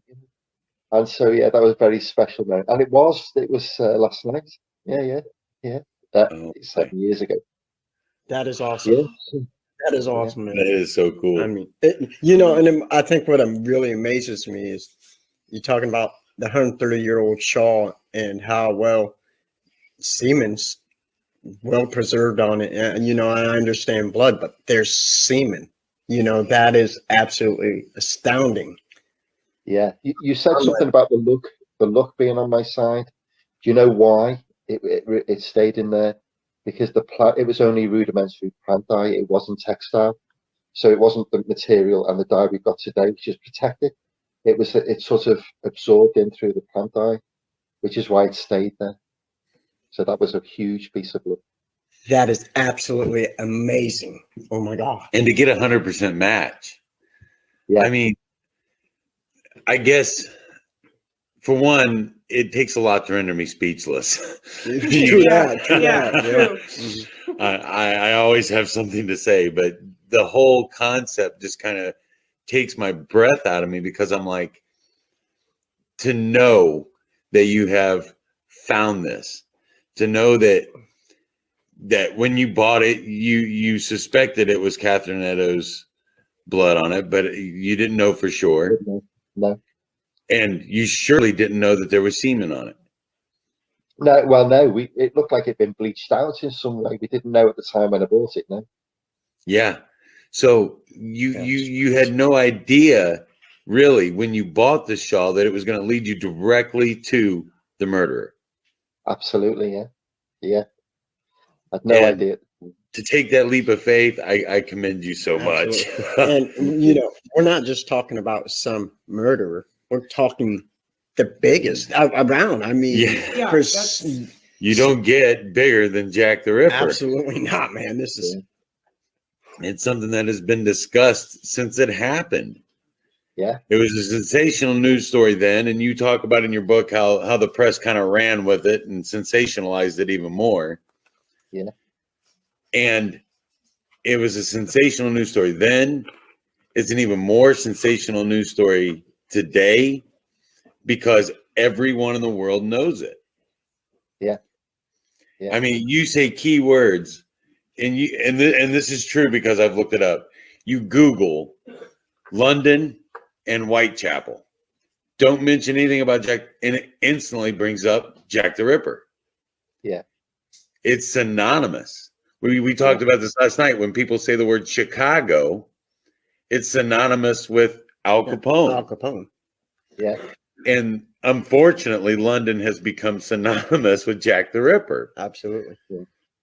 Yeah. But it's one of those things that you kind of sit in awe over because for 130 years nobody knew who did it. Well, the police did. The heads of the case, they always knew. But yeah, as long as they knew who it was, that was it. But the one thing that we don't want to miss out here is how did we know it was Aaron Kosminski? How did the police know it was him? And what that was just after the last murder of Mary Kelly, who he completely butchered, by the way, and she was only 25, is he tried to kill his own sister with a knife. So his brothers had him arrested. And because it was such a, this could be possibly the murderer, that there was only one eyewitness. And that's one thing that Scotland Yard, this story I'm going to tell you now is what Scotland Yard told me. And what Scotland Yard said was they took Aaron Kosminski out of London and they took him to a seaside retirement home near Brighton on the south coast of England, out of public gaze. So they didn't want to attract any attention that they've got a suspect, the first real suspect in the murders. They then took the only one true eyewitness, which I had to find. So that was the task set. I was tasked with finding who I thought the genuine eyewitness was, and it was Israel Schwartz. And I'll tell you why it was him, because he was the only witness to see a man attacking one of the murder victims minutes before she was found murdered. And that was Elizabeth Stride, right? So that's the story of Israel Schwartz, Elizabeth Stride, on again the night of the double event, the night of the 29th of September 1888. So they took Israel Schwartz down to the seaside home where they held Kosminski, and they confronted Aaron Kosminski with Israel Schwartz, and Israel Schwartz gave an unhesitating ID that was the man he saw attacking Elizabeth Stride on the night she was murdered. They took him out, they gave him 10 minutes, and then they reconfronted him. And then they knew that was the man who was the murderer. But Israel Schwartz wouldn't testify. One, it said that there's a story of Jews to Gentile justice, but there's a very strict code back in the Jewish community that I'm aware of, that if you see a crime being committed and you don't report it, you're as guilty as the perpetrator. But for whatever reason, true reason, Israel Schwartz would not testify.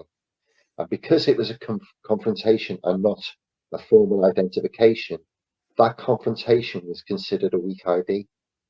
That's the story. So they had to do something with Aaron Kosminski. They got the Ripper, but they couldn't prosecute him. So this was like whether it was a huge, I wouldn't say the F word here, but a huge mistake or a mess that the police had caused for themselves. They thought, well, we've got him now, we've got the witness, that's it. No, you can't. But because of the identification, that they messed that up properly. So they put him under charge of his brother. They put 2 detectives on Kosminski, hence we know there's no other Ripper murders. So there were murders after Francis Coles, Alice Mackenzie, they weren't Ripper murders. But they put him into an asylum in 1891 called Colney Hatch. Again, 7th of February. So it was around about now, 1891. Very close to the February when I discovered who it was. But that's what happened to him. Now, there's a gap of time, but if you read the story, there was only 5 months. So Mary Jane Kelly was discovered on the 9th of November 1888. Kosminski was incarcerated in March 1889 when they went through identification. It was a short amount of time. And what I did, there's 2 new bits of evidence that I've discovered. Again, thanks to lockdown, I've had more time, apart from writing the second book, was that they put him in Mile End Workhouse. So they put him in it's called Stepney Workhouse as well, but they put him in a workhouse, put him under guard, let him out with his brother, put him back in, and then put him in the asylum. And everything I've got now, not just only matches through the science, but also through the research. So this Masonic conspiracy, a police conspiracy, no, not really. It's not that at all. It really is as simple as a schizophrenic maniac Jewish immigrant inflicting whatever was going on in his head on these poor 5 women, and he was locked away. Lived literally a stone's throw away from the murders. In fact, the night that Israel Schwartz saw Aaron Kosminski attacking Elizabeth Stride, where Aaron Kosminski lived was literally 500 yards away from door to door to the murders. It was that close. What was the longest walk from the furthest murder scene to Kosminski's home? That's Catherine Eddowes. So if you stand at again, what I've done in the research is, and I'll do it with you if you ever get over to see me, is from the murder scene to Mitre Square. It's actually slow, fast. So you go. So it's basically Berners Street, which is now Henrique Street. Commercial Road is at the end. It's a main road. If he was seen going that way, he could have been definitely seen. So if you go to the right of Duffield Yard, which is the murder scene of Elizabeth Stride, you turn right, you've got Fairclough Street. You've got the house pub Fairclough Street to the right. You go a bit further on, you've got another street, Boyd Street. Then you walk to the right and you go the back way. Very easy to get to Mitre Square. It takes, on average, 10 minutes, 30 seconds on average. And he had about half an hour. He had half an hour. Now, where Catherine Eddowes went, because she was arrested for being drunk and disorderly about 8 o'clock on that evening of the 29th, and she was locked away in Bishopsgate Police Station. They let her out at 1 o'clock in the morning, and she walked down a road called Houndsditch to what's called St. Botolph's Church. Now, St. Botolph's Church is a stone's throw away from Mitre Square. But St. Botolph's Church was known as the Prostitutes' Church because about 8 minutes away is the docks. As I said to you with the IRA, so the Fenians and the explosives, the docks is just down the road. So a sailor would come up to St. Botolph's Church, and that's where you pick up your prostitute before you go out on shore leave to cheap drugs and alcohol in the East End. So she obviously went there to try and get some money, and the Ripper went there, or Kosminski went there, knowing that he had a good chance of picking up a prostitute. And again, go in the opposite direction into the city, away from the murder of Elizabeth Stride, because everyone's going to Elizabeth Stride's murder, because that's another Ripper murder. And here we have him going the opposite way. So that's what happened there. It's amazing. Absolutely. I mean, I'm speechless. I mean, yeah, it's one of those things that we find ourselves just in awe listening to you talk, because it's something we've studied forever and something we've looked into forever ourselves as enthusiasts more than anything else. I call myself a amateur historian. You're very knowledgeable, man. Just because I love to read research and watch documentaries and stuff like that. It's really my thing. But what amazes us is hearing the case laid out the way you lay it out. Yes. And knowing how well from reading your book, we know how well it all fits. Yeah. And it blows away. The big question that we had left in our minds, especially this one back here. The big question she had left in her mind. You want to ask him? The kidney. Yeah. DNA, The kidney cell. the kidney cell. The Did you kidney guys cell. trace it back? Yeah. So with the kidney cell, that's that's something we've got up our sleeve on that. So the question is, so Yori, we had to go to Manchester, Yori and I, to go to do some very specific. Well, Yori did the work. I just took it. Was to analyze the cell on a very huge molecular level. You know, so not just like let's have a little look. And no, this was very, very intense what he had to do. So I wasn't even allowed into the labs to do this one. I was quite perturbed, but never mind. And he said, you know what? He says he said he found a Victorian worm, micro worm. He found. I said, oh, thanks a lot. This. And then he said, I found a kidney cell. I said, how do you know it's a kidney cell? He says it's the size of the cell, the bigger than regular cells. So that's how he found the kidney cell. I said, would we ever need to do the work? I said, well, to be honest, Russ, you've got the you've got the 100% match with the blood and the descendant, and you've got the 100% match with the semen and the descendant. We've got a kidney cell if we ever needed to do that, because it's sort of, we've done it to the nth degree of work, which again is ready for the second book, which is also what we've been doing in the last 5 years as well, is the next chapter, if you like, in this. The journey of discovery finished on that February 2014, because we knew we got it. It was then, what do we do to not just convince these not just the naysayers, the people with a vested interest in refuting the science, refuting the story, refuting the truth. That's what we've spent the last 5 years doing. Actually, now I say 5 years, nearly 6. 2014 is 2021 now, so it's a bit longer than 4 or 5 years. But we've done a huge amount of work to sort of belt and braces this over and above any other science that's ever been done in history. Okay, so we've gone over to a degree of, you know, well, there's no more that can be done. I'm dying to say, you know, there's just a few things that we've been doing, and it would, you know, I know this, you know, again, we don't want to publicize this because it's also been a timing like the last time, but we don't want to say, but it is all hugely significant what we've got now. But the kidney cell is one of those up our sleeve for the next chapter, if you like.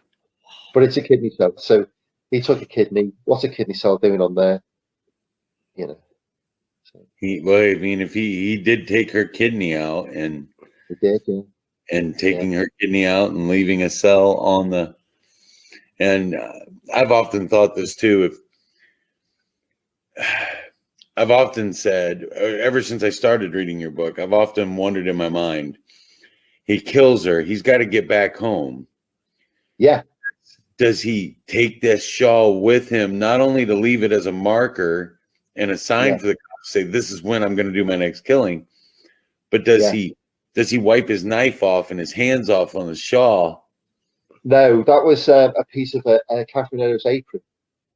So, interestingly, why the tours are so popular, number one is because the Jack the Ripper story, but they're very, very close. You could walk this whole story in 15, 20 minutes. The murders are so lit, you can stand and you can point. This is where that murder was, this is where the 10 Bells pub is. You can lit it that small an area. Only Mitre Square and Berners Street, and that's because of where he lived, and he knew he could get a prostitute down by Mitre Square in the prostitutes' church.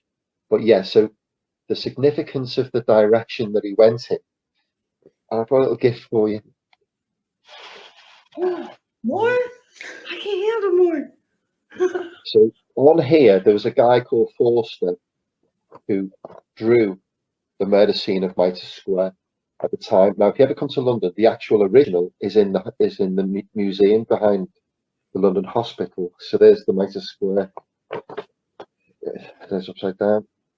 There's a picture of Catherine. This is where she was found.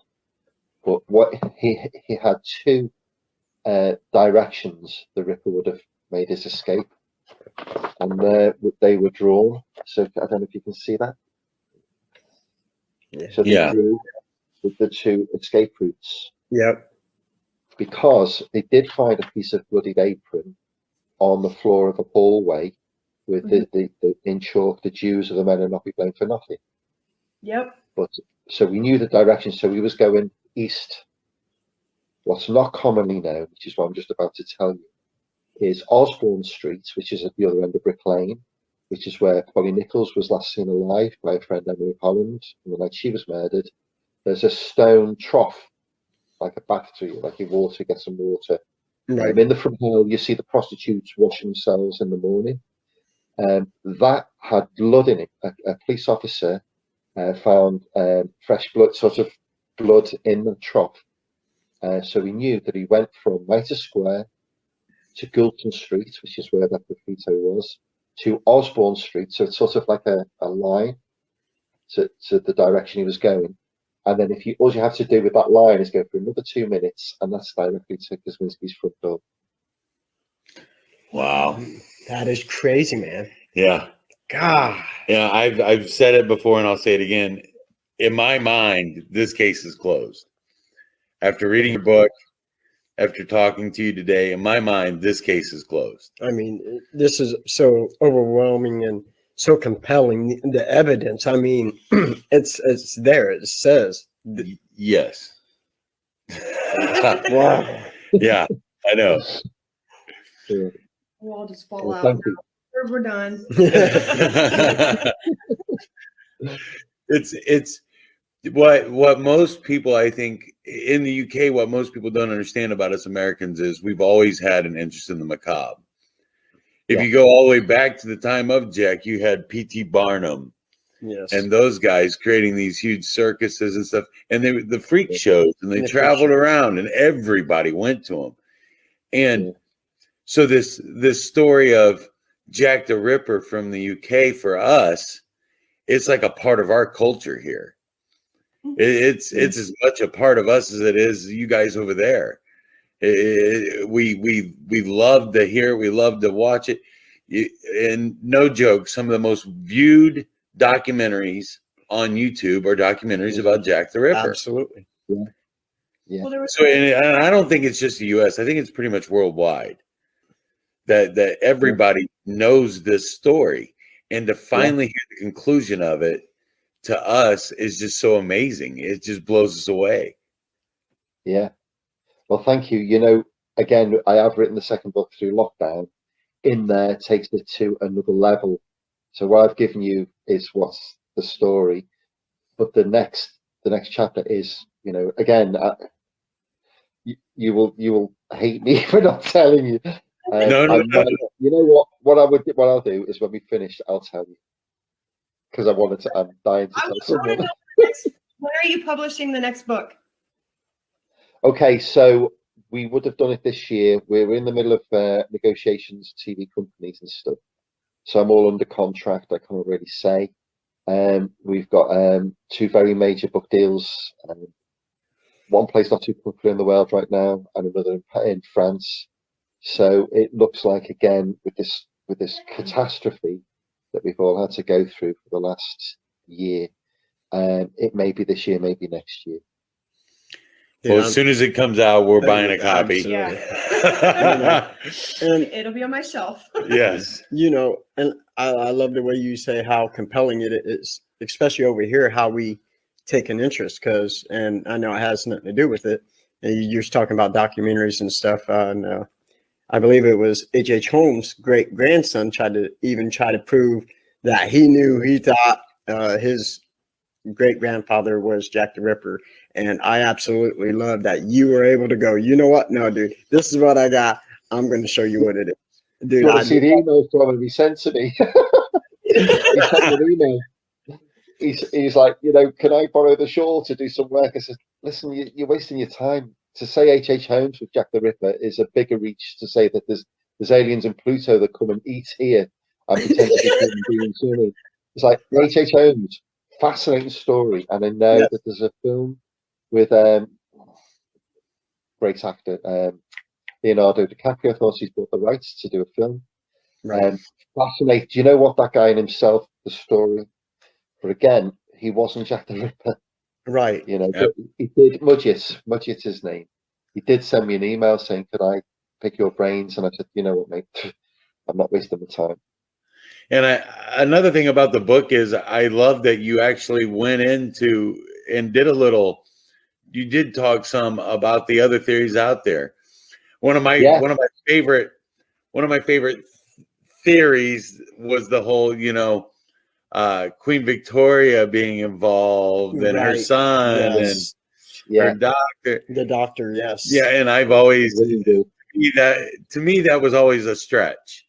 Even when I seen From Yeah. Hell for the first time, that was a pretty big stretch. It was.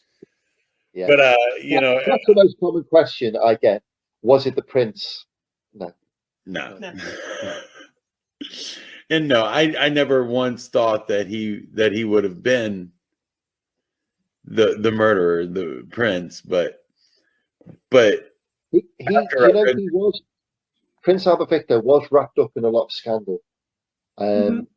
If you look at his story, he actually invented, well, his claim to invented his own special sex position chair.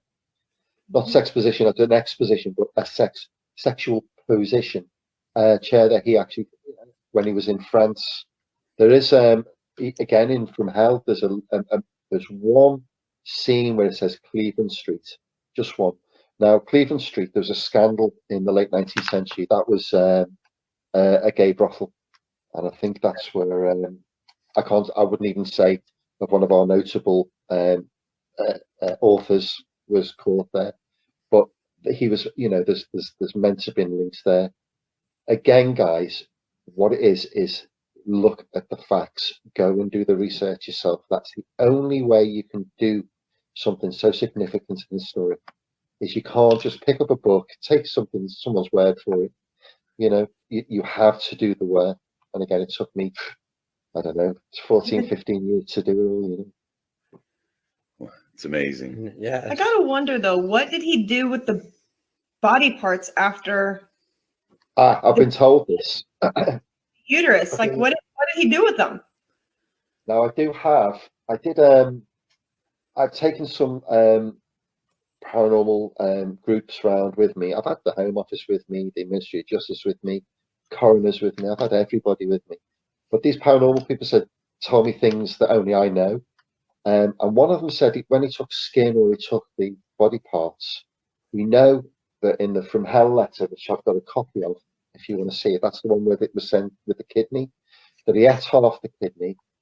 Apparently, somebody's drawn me a picture. I've got it here somewhere. That he would look into a mirror with cutlery laid out very specifically, and he would eat and watch himself eating the flesh and eating the body parts, as if he'd taken ownership, which we do know about cannibal killers, as you know, that he was taking ownership of the souls or the body, Right. But again, you know what? That's speculation, not scientific fact, which is how I've got my story. But just to think, here we are, just four of us, just talking on camera right now. Think of what those women went through. Think of him taking the body. I mean, what type of mindset does it take somebody? Go back to Ted Bundy, go back to all. What mindset? You've got a uterus and you've got a kidney. You've just taken them from a live human being. You're going back and you're going to eat them and prepare them in a special way. Where's this man's head at? Where is he? Do you know what I mean? Not where is he geographically? Where is he? Right. Right. Mentally, yeah. Mm. And the truth is, at that time, there wasn't the mental health facilities there are today. Oh no. That Silence. and you do in a sense, you almost feel a bit of empathy for him because he had no shot at ever getting any help. No, but again, there was many of them though as well. Remember, they would torture them. So I again go through research. I thought it was Switzerland or France. They started the first lobotomies back then, round about this time, and I wondered if they lobotomized them because obviously I've got those case records from the asylums, but there's no evidence of that. What they more than likely did was lithium, so they would have just completely, sort of a walking zombie type thing, Yeah. But that's what they did to many of them. And again, the Metropolitan Archives over in a place called Farringdon by London King's Cross, they've got the photographs of these inmates, and in there I've got them here of what they did to what they did to the inmates, and it wasn't pleasant. It's very much your horror story asylum film of torture and abuse over and above what I don't know what's going on in modern day society in Broadmoor, but I do know it was horrendous. I've got some very they're just not appropriate in this day and age. Right. Right. Just so you know as well, there's about a 20-year gap missing from what they did to him, because they used to keep case files every 6 months. There's a gap with this, just so you know. Yeah. Wow. Man. I got one more big question for you, and that is, how did the families react when you gave them the news that you had solved the case?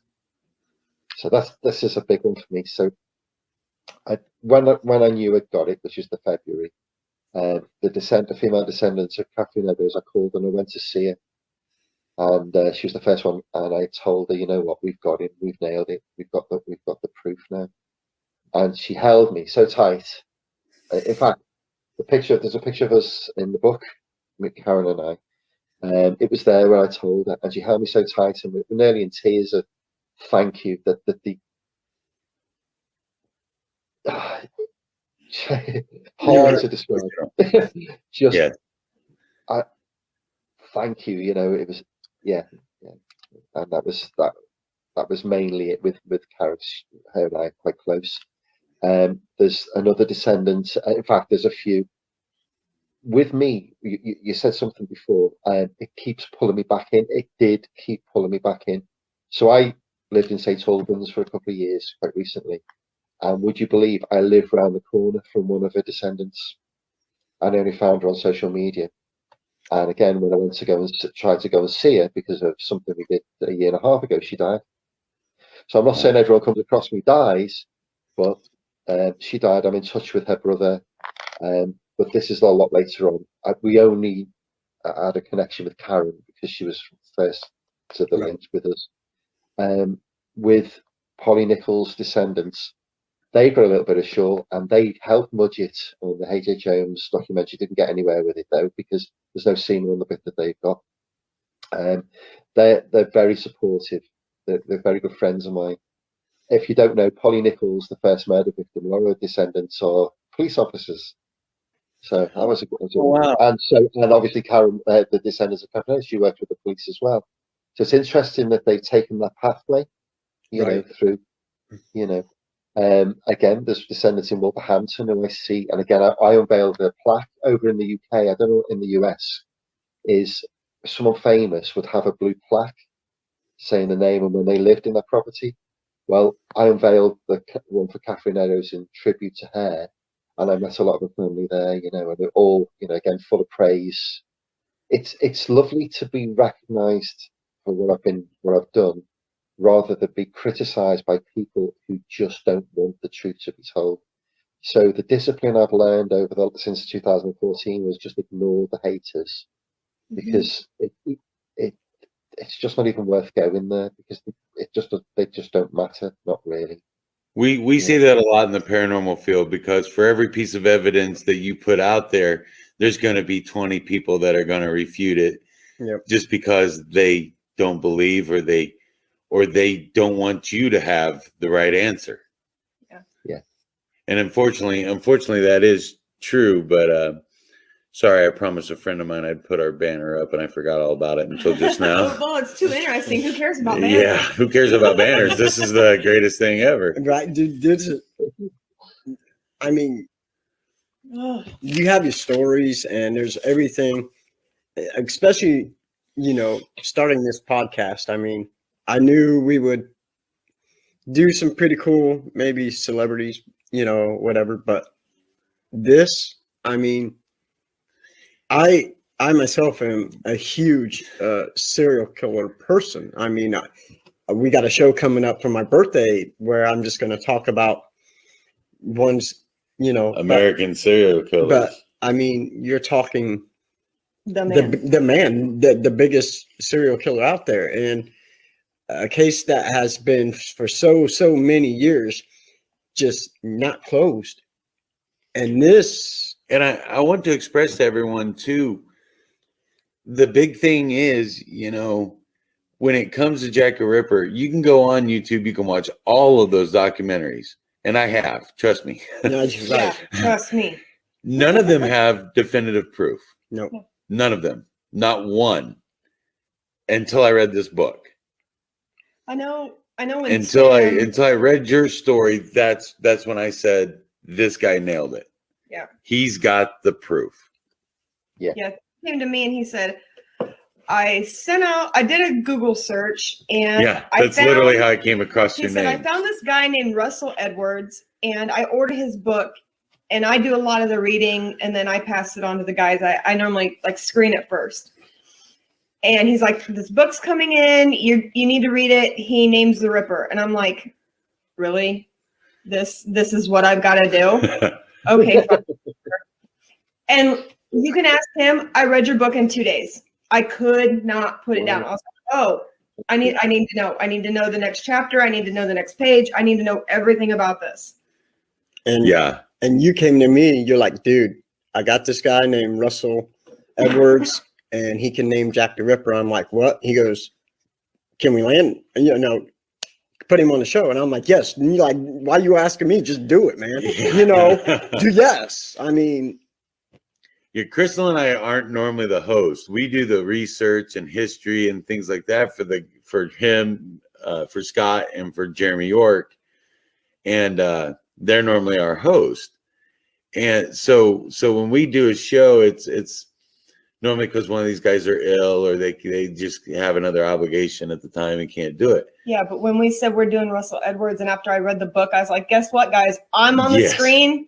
yeah. I don't care what We you have were to say. all fighting over who got to do this interview. No, I did offer to sit down and sit back, and I'm Yeah, good but with I'm that. not Yeah. gonna do that to You you. know, well, and I always tell people I can be on this show and talk, but these two are the backbone. Like they are the reason why this show runs like it does. They really are. I mean, without these two, there is no podcast, and I mean that. I mean, You know, I it hear is. what I but just so you know, thank you so much.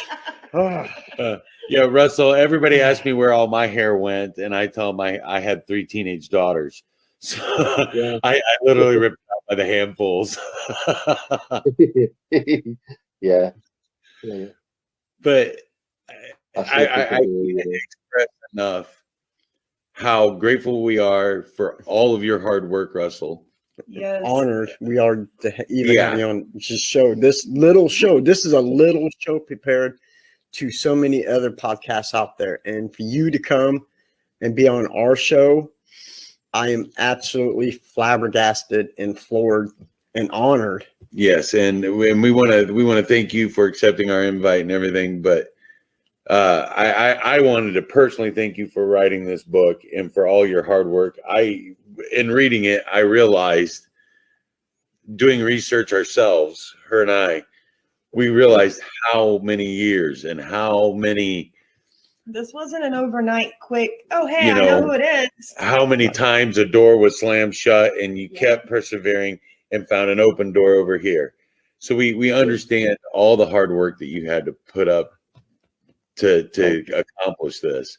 And we wanted to say thank you. And really, I think the world owes you Yeah. a debt of gratitude. You and your Absolutely. friends, you know, Yari and David everybody who worked on the project. Yeah. Yeah. I mean, The world owes you guys a thank you, because you guys have put to rest an age-old whodunit. Yep.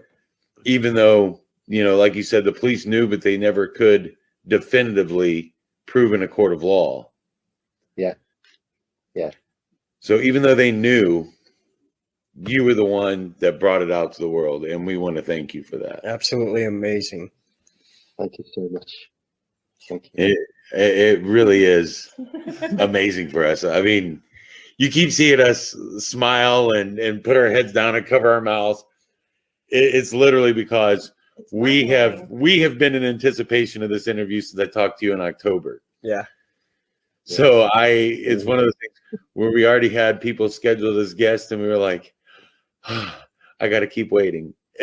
Right. Yes. So we are just absolutely thrilled to have you on our show and to talk about it. And just the emotion behind it all. Like I said, behind the camera before we even went live, I was already teary-eyed, and you brought the show out, dude, and it just started flowing again. The emotions from all of it. I mean, we have to go back and remember that people were put in a position with overcrowding. They were put in a position with low work, low wages. Yep. It was hard times, No and people food, had to do what they had to do. They were human. They were human And too. while Aaron Kaminsky had mental health issues, he also still took advantage of that. Yeah. In a way that was grotesque and absolutely gruesome. yep. And so that emotion that we feel today is the same emotion that those women deserve. Yep. Absolutely. Yeah, thank you. Yeah, well put. Yeah, they were human. They weren't. They didn't want They're that speechless. lifestyle. They didn't have a choice. That's it. No choice at all. Yeah. Wow. All right, close her up. Yeah. So Russell, we're gonna. My chair with If you will anything hang out for just a minute, we'll be right back with you. We're going to close out the recording here for the show. We want everybody to remember that the three of us will be live in the comments when this airs, which will be Thank you. Friday the 19th. Russell, you're more than welcome to stay up and watch when it airs. It'll be 1 o'clock in the morning for you next Saturday. Friday. Oh yeah, Saturday. It'll be Saturday morning for you. It'll be 1 to 3 over there, which is why we recorded it. But we want to thank you so much for being on our show. It was an Absolutely. absolute Yes. honor and a pleasure. Extremely honored. Thank you. Thank you so much. All right, just hang on a minute. We'll be right back with you. Sure. Oh, I'm clicking.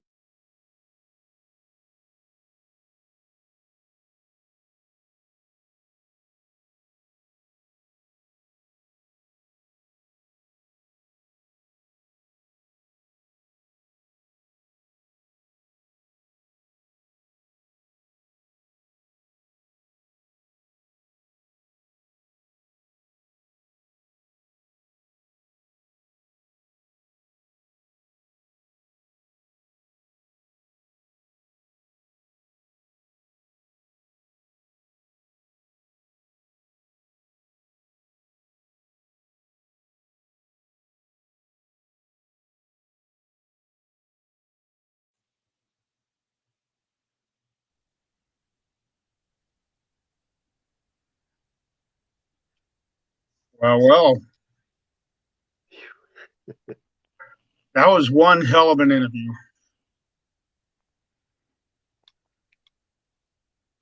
Yeah. It was absolutely amazing. Absolutely amazing. Cannot hear you guys. Crystal, Tim, cannot hear you. There we go. Better? Sorry, we turned the mic Yes. off. With the dogs and the animals. So, Russell, you talked about in your book a picture of you and Karen, and I just wanted to show that is from the book there. Yeah.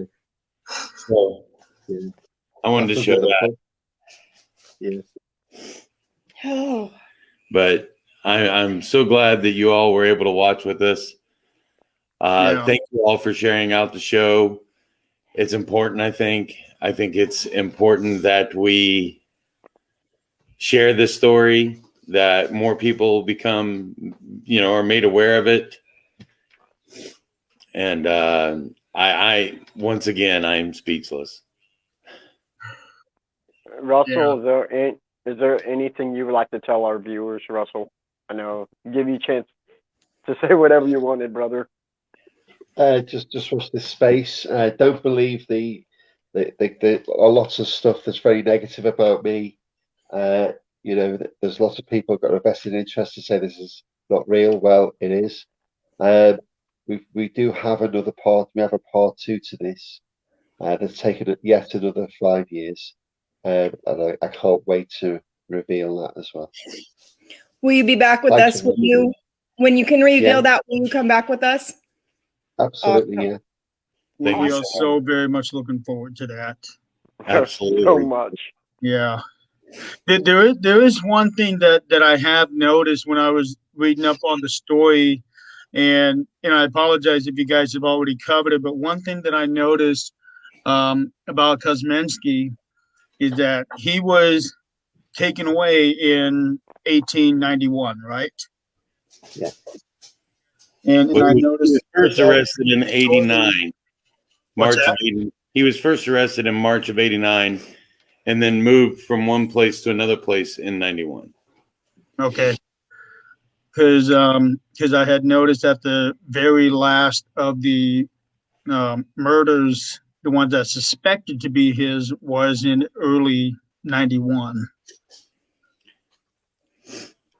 Yes. Yeah. But there are only actually 5 known victims. Right. I personally subscribe to your theory, Russell, that there's actually 6 victims, but Just And I think a about, lot just about Jeremy, there were 11 murders. 5 were of the Whitechapel murders over 2 years. 5 of those were attributed to Jack the Ripper. But there were other murders in the area, but the MO was not the same. Right. There were some similarities, but the big parts weren't there. That's right. it's just I want everybody out there to know too. The minute I asked Russell to do this interview with us, he was like, absolutely. And he was literally very gracious. I mean, it's very late where he is. He's still up with us. We can't tell you how much we appreciate that. Yeah. We understand we're up late all the time too. Yeah, Jeremy. Yep. Him. Yeah. And Especially last night. so we want to say a very special thank you. There's been a lot of people that we've reached out to do interviews and things, and they don't even answer us. Yeah. So that's the kind of guy this guy is. He loves to tell this story. It's obvious that he's passionate about it. It's obvious that we're passionate about it. the 4 of us. Mm-hmm. And it's obvious from watching the comments tonight how passionate more people just became of this project, or of your book and of your science and of your research. So once again, I just want to take time to say a very special thank you to Russell, because you've been more than great for all this. Thank you, guys. It's been our pleasure having you on. Absolutely. And, Absolutely. and you guys don't get to see, normally after we interview a guest, we talk to them, as you kind of seen towards the end of that, we talk to them afterwards. And we told Russell he has made some new friends in the U.S. So we will be keeping in touch with you. We still need to get you a 13th Dimension shirt. Yeah. Yeah. We'll be sending the book so you can autograph it for us. Once again, everybody, the book, I bought it from Amazon, so I know it's on there. Yep. Are there any other places that you can go get it, Russell? Yeah, you can buy it directly from me. Oh, There you go. Yeah. So people, you can message me, and I can sign it and then just post it to you. Yeah. absolutely We got wonderful. a lot of people in the chat room that are wanting signed copies from you.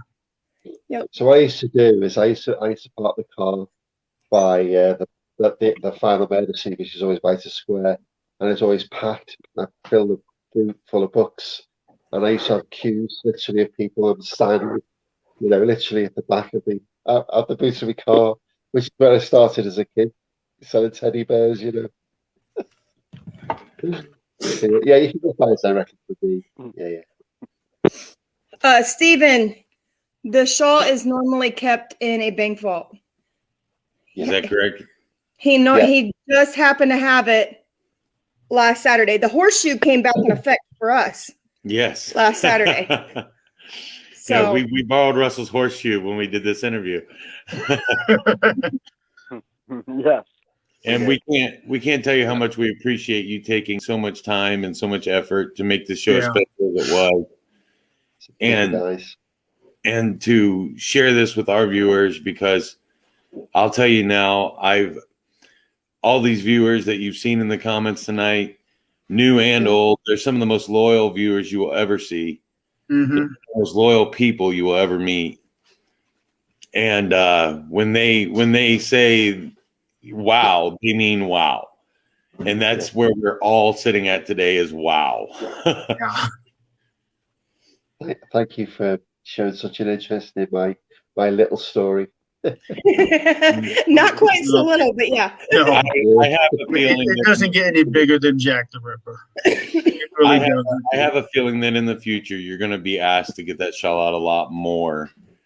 I have a feeling that you're going to have to do some big time news interviews in the future. So But don't forget the little 13th yeah, dimension. please don't forget the little 13th dimension. I definitely won't, guys. And I am absolutely become your biggest fan right now with this interview. I'm your biggest fan, dude. Biggest little fan. And yes. Yeah, I've known Scotty for 25 years, and that little dog right there that little dog has a mean bite, but he's the most loyal you'll ever meet. Yes. Yep. So when he says he's your biggest fan, he is your biggest fan. He's going to start a fan club. At 5'1". All right. Well, Russell, we know it's late where you're at. We want you to be able to get some Yep. sleep. We'll be in contact with you. So Yeah, sure. Okay, guys. night. Thank you. And thank you so much, Thank you. Russell. So much. Have a good night. Thank you. all right, guys. Wow. What in the okay. Wow. Dang, we're still in prime time. Okay, I'm sorry. I'm taking the little petri dish. What in the hell just happened? Dude, that is amazing. Absolutely amazing. That was history. That's what just happened. History. I mean, this is literally going to change the history books. So for everyone out there who's still with us, we want to say thank you for watching. Definitely. Yes. Thank you so much. for giving your time and your determination. We love you all. We're so appreciative of the comments tonight. Yes. And I am sorry about the Wi-Fi hookup. I made absolutely sure that nothing was going to happen. I have my regular PC off. My phone is still turned off. And I was still having those hiccups. So I don't know what happened there. If it doesn't happen on the 13th dimension where something goes wrong, it's not the 13th dimension. Exactly. Facts. Yeah. So next week, guys, it's some guy's birthday. And we're going to be talking more serial killer history. That's right. And Can't And wait. we may have a very, very special happy birthday video from one Mr. Wilson. Mm. Dude, I am am not so excited. responsible. I am. I claim no responsibility for this one because I know I'm the next victim. Dude, I'm excited. I can't wait to continue talking about serial killers. You know, one of my favorites, Kemper, and just oh man, I'm stoked, dude. Yeah. I'm like Emperor, ready. Bundy, Gine. We're going to cover several of them next week. Is Yep. 2 hours going to be enough time for you, Scotty? Oh, No, yeah. that's why I we're going think to have this in several segments throughout the year. Probably. Just like the conspiracy theories, we're going to have to do several episodes of those. Yep. Absolutely. Yeah. And at some point in time, I'd like to do a little something on a certain bearded man who went R a lot. You? Ooh, No. Oh, I think I know who he's talking about. We can do that, man. We can definitely do that. Are we going to be talking about buried treasure? Could be. And cannon fuses wrapped in that very special beard. That's your Jack, birthday. Yeah, Jack that Sparrow. can be my birthday. Jack Sparrow. Close, not quite. I know. Although if we can get Johnny Depp to come on, hey, I'm down. If we get Johnny Depp to come on, I'm doing that interview. You guys can just go. If we get Johnny Depp, Crystal, you can be the sole interviewer. Thank you. Absolutely. All right, guys, we're gonna head out. Who wants to go with us? So just remember, guys, if it's paranormal, or beyond. We got it covered. have a good night, everybody. Good night, Bye. guys. Thank you. Thank you so much.